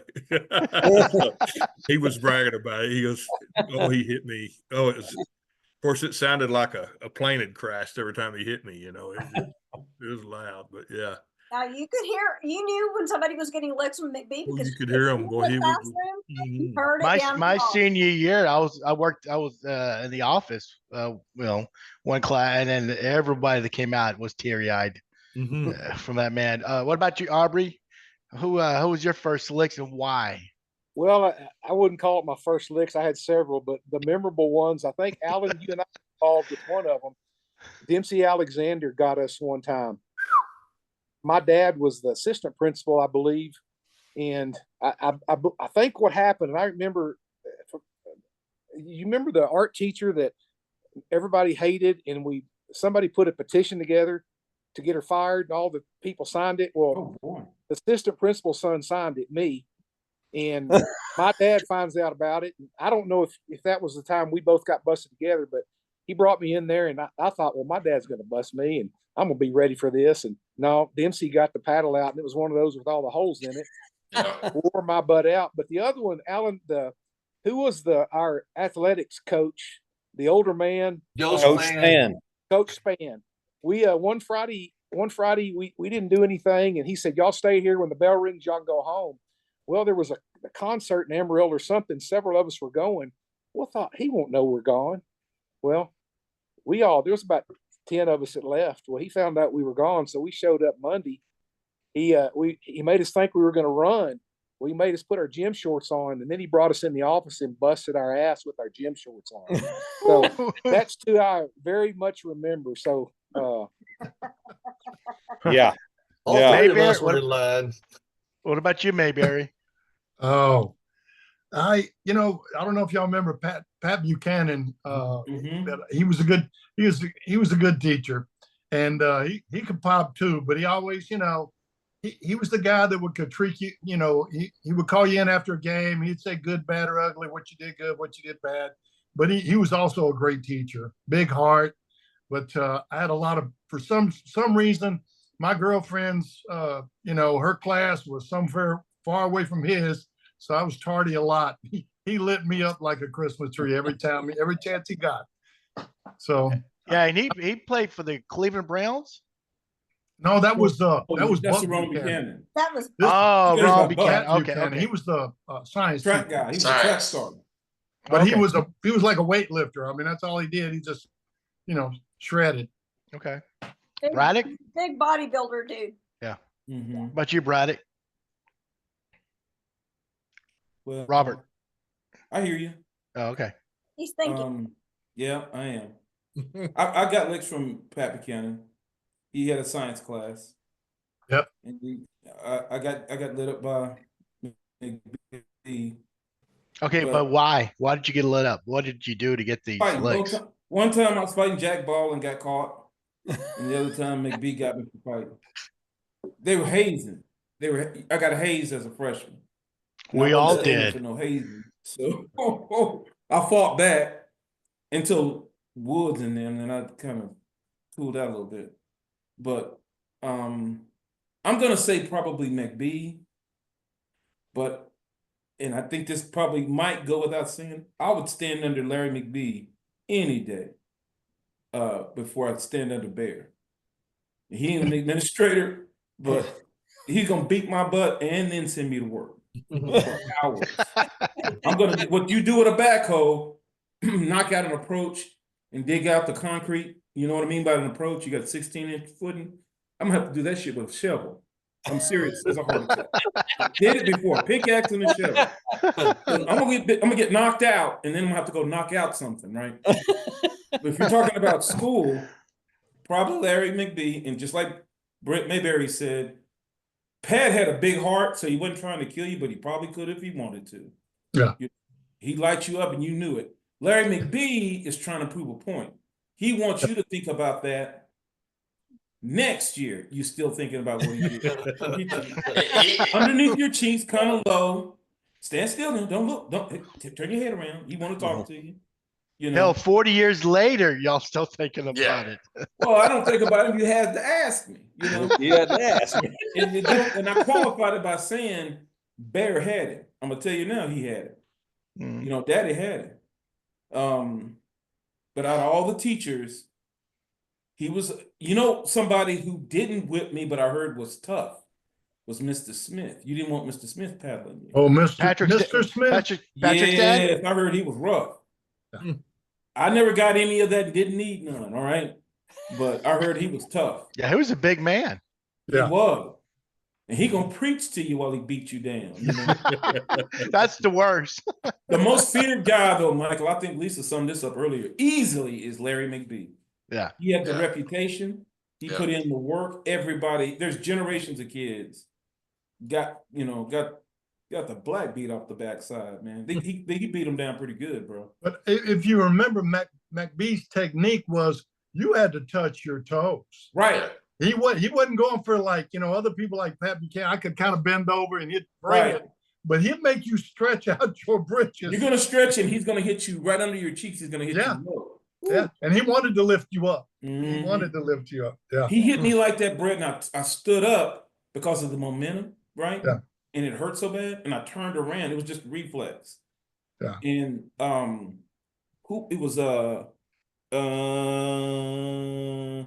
he was our dean.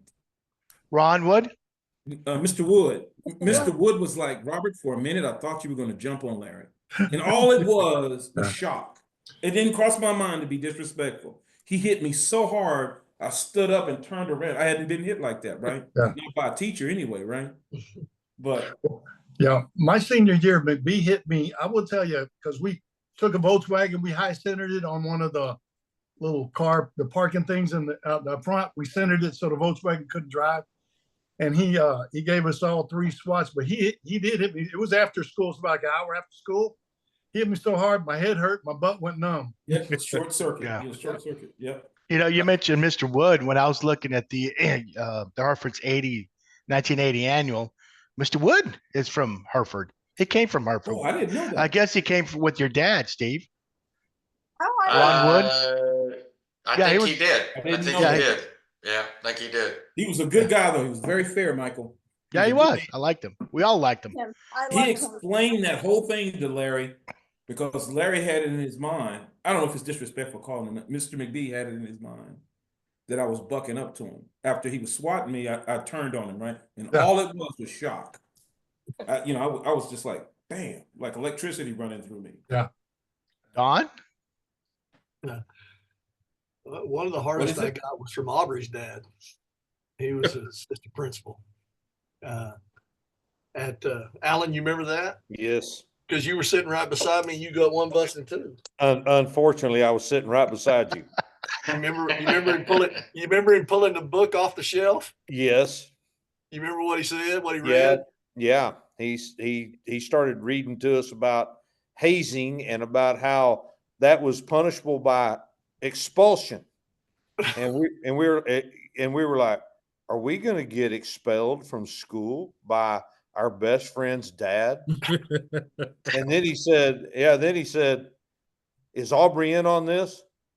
And fortunately we said no. I mean, he wasn't in on it, but anyway, go ahead, Don, tell the rest. I just go ahead. You go ahead and finish it. No, I mean, they were the hard licks, man. And I agree with Aubrey, Mr. Alexander, those were hard licks too, but yeah. Unfortunately I got too many licks, but Coach Spann, that was tough. That was tough. That was a tough day. And when we went to here's the problem with Coach Spann is he was left-handed, and he said, well, I'm just going to give these to y'all left-handed. And we thought, hey, that was a good deal. We didn't know he was left-handed. But then he said, well, I'm going to make another deal with you. There's about 10 of us, like Aubrey said. He said, I'm going to get 3 of you this morning, 3 of you at lunch, and the rest of you at 6, athletics. And me being smart, I said, I'm going to take mine right now. And I'm not going to wait all day thinking about that. And he was fresh, and but every time he swung that board, he would laugh and go, how was the show? How was the show? Oh, how was the show? He goes, was the show good? Oh yeah, the show was good, but it wasn't that good. I was the last one to get swatted. His dad is left-handed? Do what? Aubrey's left-handed and his dad is left-handed. No, this was our coach. He was left-handed. This is a different one. Different. Yeah. Go ahead, I was Don. the last one to get that line right before athletics in gym shorts and a jock. Oh. And then Steve, you'll remember this. We had to run the cross-country course out to the pits. Remember the pits out I 15th remember Street? the pits. Yeah. I couldn't hardly lift my legs up because my rear was so red. It was horrible. Oh, man. Hey, Robert, let me tell you, I was just thinking about this, Robert, when you were talking a while ago, talking about Bear. And I don't know Bear, but I wish I did. And, but one of the things that missing in today's society is a bunch of bears, Yeah. I mean, I just being with you tonight, knowing the kind of man you are and whatnot. I mean, we needed a bunch of butt whooping and a bunch of cement busted. We need that today. We need that back today. Yeah. He'd be in prison today, though. All of them will be in prison. Yeah. Aren't you glad though for the discipline that you had? Man, go back and look at Michael's first thing. It was my dad for sure. But like Mo's mom and all these other guys in Plainview, you have to hear the story, and I won't do it tonight. There was a lot of parents had something to do with that. Absolutely. Same thing in Hereford. Like Don said, all of our parents, they didn't mind disciplining us, and they didn't mind making us sit in the corner if we were wrong. The only way a lot of times that I got out of some of that work, literally, is Donna Barton or Judy Evans going to their houses, hanging out with Mo, So, well, I won't do that. I'm always tempted because and I said something about Phil and Brett's on this. Phil Bayberry came to see us too, more than once, Brent. Yeah. And you are who you are because you're your dad's son. You just like that man. Yes, sir. And so I'll say it again until I'm 90. I'm 80 now. I'll be 90 and I'll still be saying it, bro. Well, hey, let me ask the 3 guys, Aubrey and Don and Alan, since you guys grew up together. Did your dads ever get together? All the time. Oh yeah. Yeah. They traveled to games together. Aubrey's dad and my dad worked together. I literally was at Alan's house 24/7 or he was at mine. And yeah, our parents talked all the time and were together and were all the games together. They came to all the games and watched everything that went on in town. And they knew kind of what was going on. And, you know, I could probably say some names as we were going down through here, and all of us would have something we could say, well, all our parents knew those too, you know. Don't that make a difference, guys? Go ahead, Robert. I'm just saying, don't that make a difference? Big time. Yeah. It does. Yeah. Man. It's the key to the success. And I mean, me and Aubrey, I mean, now I'm telling you now, me and Aubrey, we, as Mo knows, I mean, we've been in some stuff now, but we were going to sneak out of the house one night out his window, and I'm about halfway out the window, and Aubrey's got me by my ankles, and his dad opens the door and says, "What are y'all doing?" And Aubrey, here's how quick thinking he is. He said, "Alan's getting a drink out of the faucet down there." And he goes, well, And the best well, you part, better go ahead and let him go or reel him in, one of the two. we had already funny part, we had already thrown our shoes out in the front yard. Yeah, he said, he's just getting a drink out of the faucet outside. Outside. He said, well, we got a faucet in the kitchen. You can go get a drink of water.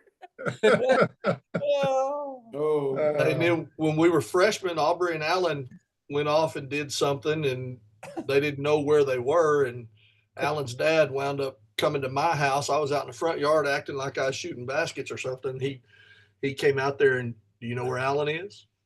No, sir. But they knew where to go check all the time. You know, I want to give a shout out to my dad. He just passed away about 3 weeks ago, and I was more of a baseball player, not a football player. And you know, this man was not an athlete at all.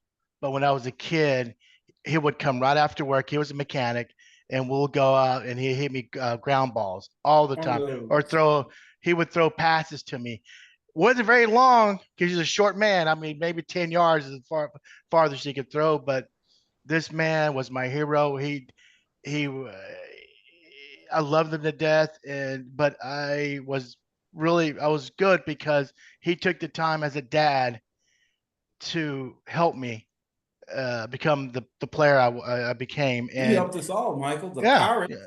He was instrumental in the Pirates. And the Raiders football team, you know.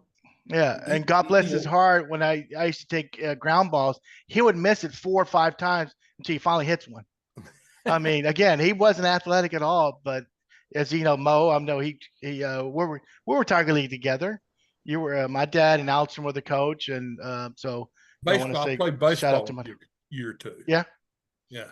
No, I didn't think we played basketball together, but that's more than little dribblers. And this man here, Mo, we're going to a game. Within 2 minutes, he's got 4 fouls. Yeah, that was my basketball career. Anyway, it always put me if you're scoring too much. This is probably the same with y'all. I mean, I have tremendous amount of respect for my father too, and lost him about 4 years ago, and Alan and Aubrey lost theirs before I lost mine. But I had as much respect for their dads as I did for mine. Yeah. And respected what they said and what they had to say for me, and how my life was important for them. And just way thankful I was raised in that environment, because it's not necessarily the same way now. No. Not even close. So, guys, as we wind down the show tonight, I want to ask a 3-part question, and this is for everybody, and I'll call out who. So, do you miss playing the game? And if so, what do you miss about it and why? If you don't miss it, I also want to know why. So I'm going to start with Alan. Well, I don't miss playing, that's for sure, but I'm too old. But I played for a long time, and then I coached my whole career, and I'm still really coaching today with summer camps and different things. So I'm still around kids, and the game has been great to me, and football has been, I like football, but I love kids, and I don't love football. I like it, and it's been good to me. So I'm glad that I had a football playing career. I'm also glad that I had a football coaching career. And hopefully, and we're talking about dads, my dad said he didn't think there was any better way to influence people than through coaching. And I believe that to be absolutely true. And he also said that no one ever gets anywhere without the help of someone else. So, and I think that's true. Everybody's been helped by somebody. And so that's kind of my answer on athletics in general. And I really am thankful to you and Michael for doing this tonight. This has been a lot of fun for me. That's beautiful. Thank you, Alan. Steve? No, I don't miss it. Two knee surgeries and a shattered hand. No, I don't miss it at all. But what I do miss is, as you know, if I consider myself an athlete, is I miss competing. I love to compete, and I think that I continue to do that in my career, my work career, and so I think everything that I did from a football standpoint, a basketball standpoint, a golf standpoint, a baseball standpoint, laid the foundation for me to be able to continue to compete in life, and that's the impact. And you said it, Alan, the influence of being a coach. You know, we still get to coach today. I mean, what it may not be athletics, but I have a team of people that work for me, and I get to coach them every single day, and I love it. So I think everything that we did from a standpoint of the memories that I have, I'm the fortunate one here because I have memories of Hereford and Plainview. So I have great memories of Hereford and growing up, and all of you guys, and how much I admired you guys, and you know, followed you even, you know, well into your college careers, and then even have my best friends from Plainview. I'm the fortunate one, so I have the best of both worlds, and I'm very, very thankful. Yes, you do. I'm glad you recognize that. That's wonderful. Thank you. Robert?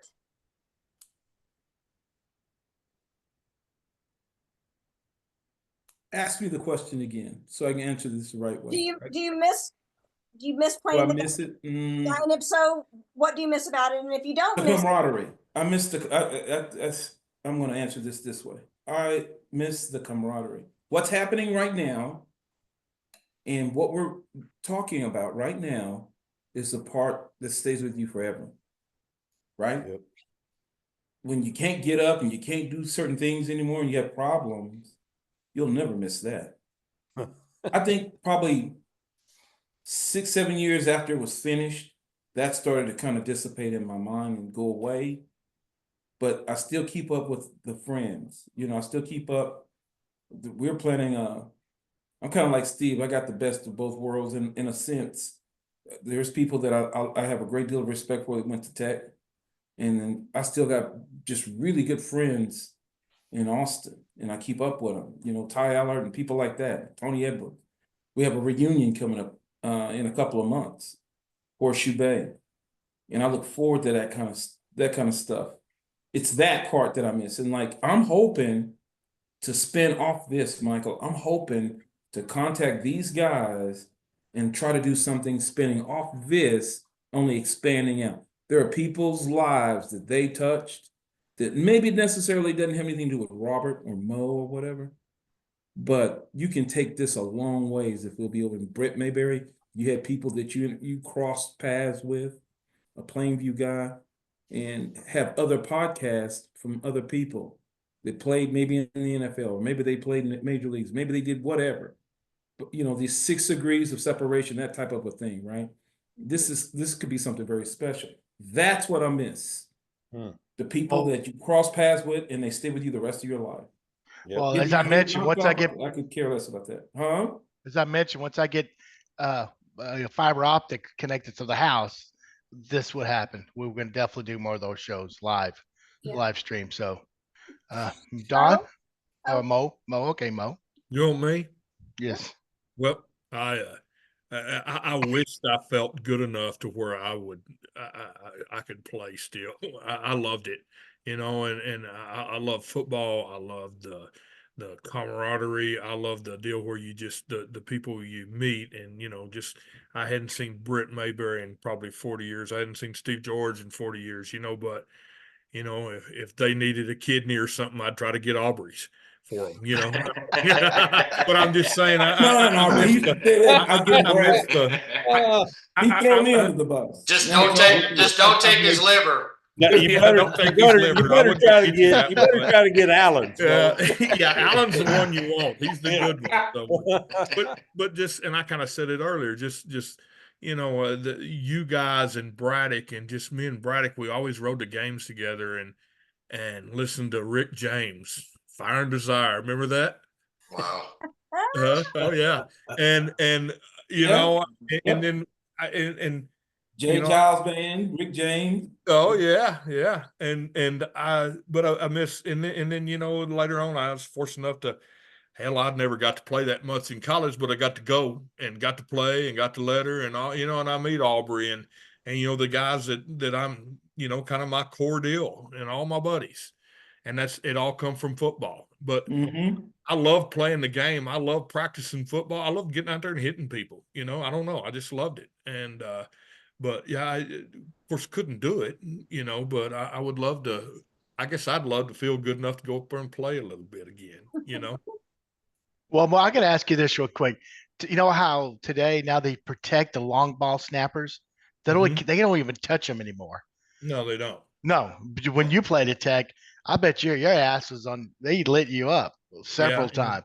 Yeah, they always. There was an old boy named Jerry Ball one time, and he come up and me and him kind of got into it. He's pretty good. And, you had your head between your legs, and I mean, he wore me out quite a bit. I was a sophomore playing at Texas State, and I think we punted 9 times. I think I got a little plaque. I was the special teams player of the game, and I bet I never ran 5 yards down the field the whole time.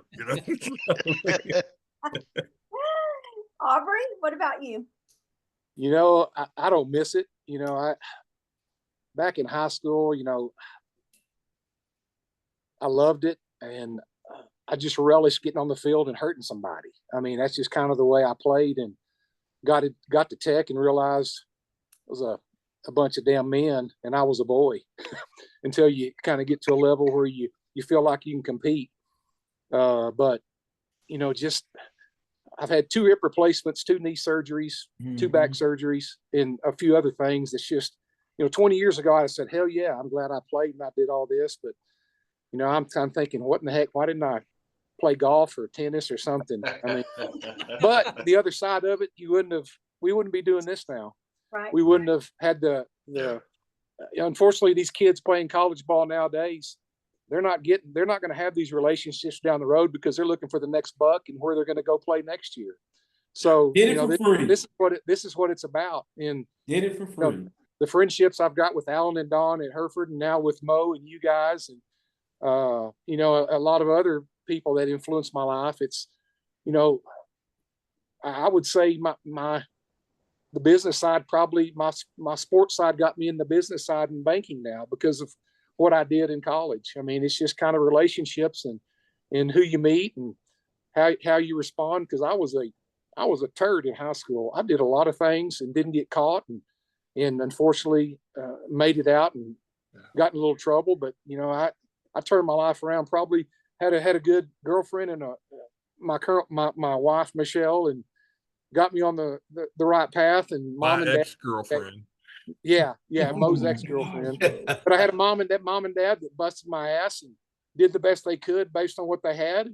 And I learned from it. And it took me a while, but I finally got over the hump. But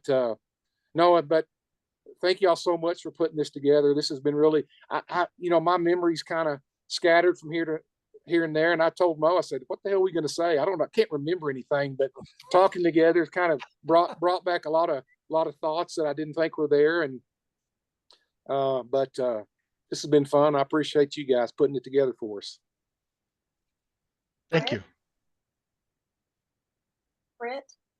Yeah, I'd probably second Aubrey. I've had hand surgery and ankle surgery in high school. Then I got to college and, You know, I've had a knee replaced, a shoulder replaced, so I've got pieces and parts, and I kind of waddle instead of walk.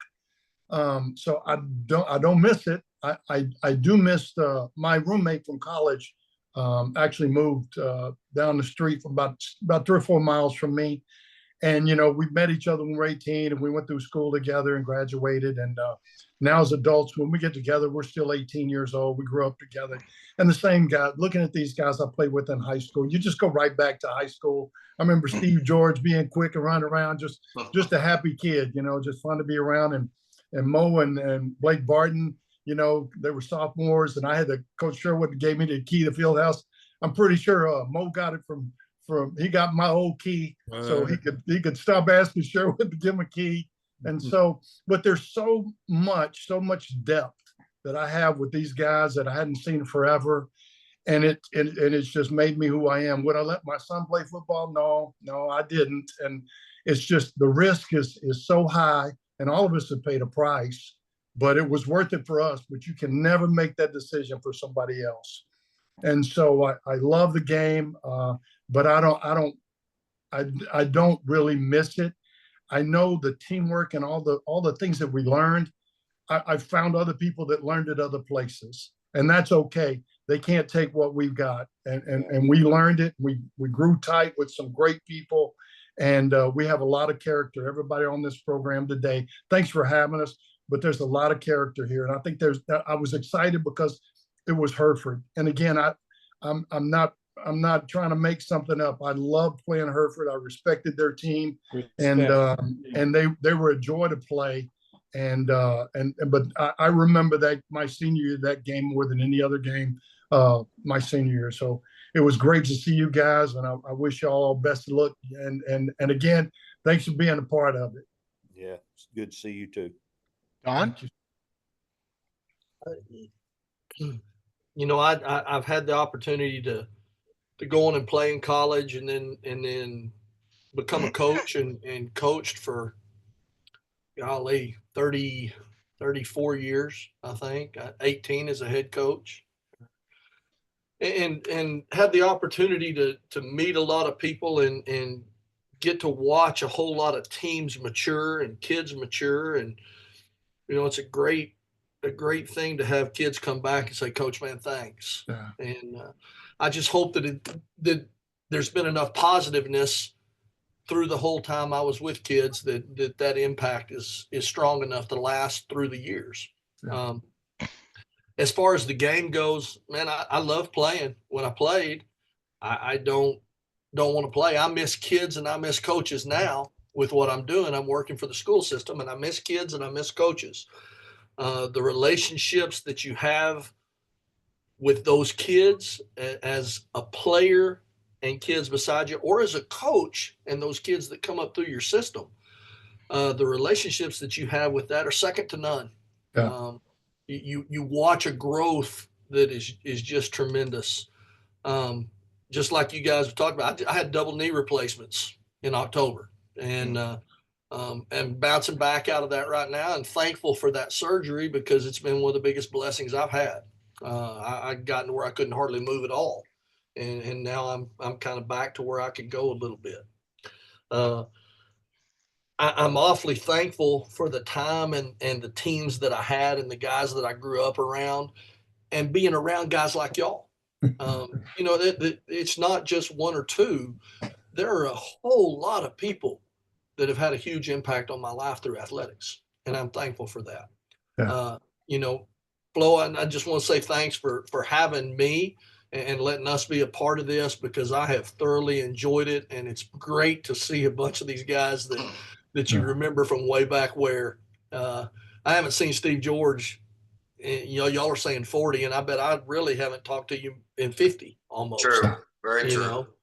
But I'm thankful for the friendship that we had while we were young. I agree. You know, I agree.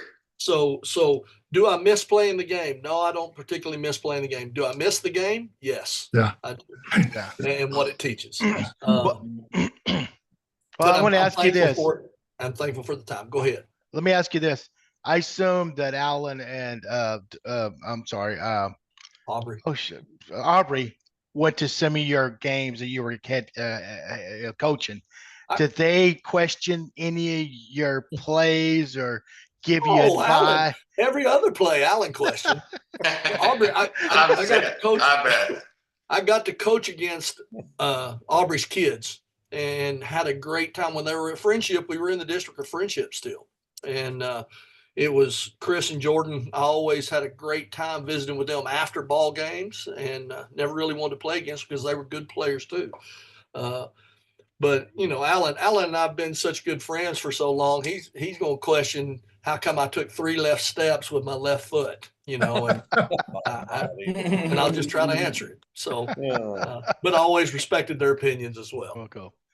Well, usually we do have parting words, but we've been on the show for 2.5 hours. So why don't we just go to Lisa, go to your parting words. Hey, But before Michael, we do that. Is it okay if I ask one question to this? No, go ahead. I'm sorry, but I want to ask this question. No, go ahead. Hey, it's past Mo's bedtime, so we need to hurry. Yeah, I'll I'm hurry. getting there. I'll hurry. All these great men in our lives, guys, all these influences, can you still hear their voices? Oh yeah. Some of them are gone. Can you still hear them though? Absolutely.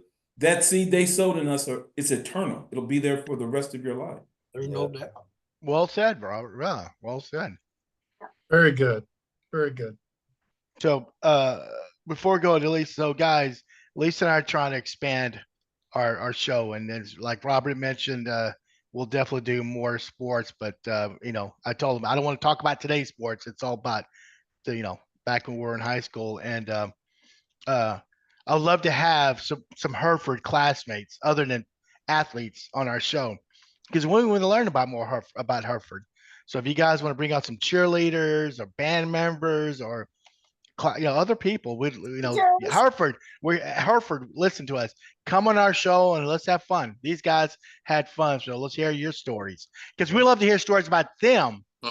No, we're not doing that. We're not doing that. Hey, Michael, when will this be on so somebody can watch it? So Lisa will send me the video tomorrow, and I'll publish it on YouTube, and then I'll publish it on our Facebook page. So they'll have 2 options. Okay. Now,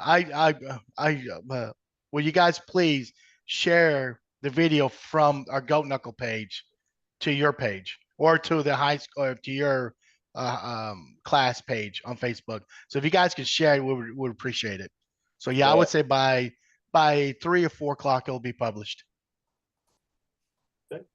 Sounds good. So Lisa, you want to give a parting word? Before we leave, I wanted, sports to me is the great equalizer. Sports brings people together and teaches you lessons that you can't learn anyplace else. You learn, you know, teamwork, integrity, work ethic, the camaraderie that you're talking about. I've had a really great seat in the house tonight, because listening to you guys talk about your stories and your time together, you know, you're a brotherhood. These are your brothers. They've been your brothers almost all your life. And, you know, it's kind of like combat veterans. You know, you go to bat for each other no matter what. And it's just really beautiful to witness. And, you know, men aren't quite as expressive as women are in terms of, you know, sharing their feelings. And I appreciate that y'all been really open and really kind of vulnerable with each other and on this program to share about your experiences together. And it's just really amazing to watch. I mean, I've played sports my whole life. I have 2 artificial hips, 2 knee reconstructions, and, you know, it beats you up. But I think even through injuries and hardships and pain or whatever, you look back and reflect on that time of how it really molded and shaped you, even in spite of, you know, how old we are now and decrepit. You don't regret doing that. I mean, these are experiences that you're going to take to your grave, and that help shape and mold the men that you are today. And you should be super, super proud of these friendships, and you know, even more proud than your plays and your accolades. It's the friendships that you developed and the character that you developed by these experiences with your parents, your dads, and your coaches and your teachers. And y'all are all really damn lucky. And I hope you leave the show tonight with the feeling of being really blessed to live where you lived, to have played where you played, with who you played and who you played for. Because I don't think kids experience that today the way that y'all did in your eras. And what a tremendous blessing. And I feel really blessed. I got to be on the sidelines during that time, you know, cheering our Bulldogs on, and you know, and a blessing to be here with you tonight and to get to meet you guys and see our old teammates. Anyway, Amen. Hey, thanks, Lisa. Yeah, Lisa, thank you. And Hereford, I'm telling you, listen to that 83 show from about a year ago. Listen to these guys talk crap about y'all. Yeah, well, that's okay. That's no Hey, it's big good deal. to see y'all ugly mugs, man. Hey, you too, Mo. Yeah, You my yeah. man. All right, y'all be careful, man. Good Good to to see see you Good guys. night, See you, everyone. everyone. Thank you. Be thank you safe. so much. Thank you so Thanks, much. guys. Thank you. Lisa, thank you. Michael, thank you. Welcome. It's our Hey, pleasure. Hereford, Thank you. if you don't mind going to that group chat that we had, drop name and phone number. I'll add you to my contact if you don't mind. Okay, cool. Yeah, Yep. Yeah. sounds good.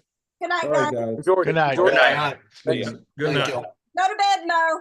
I'm going. Y'all be good. Okay.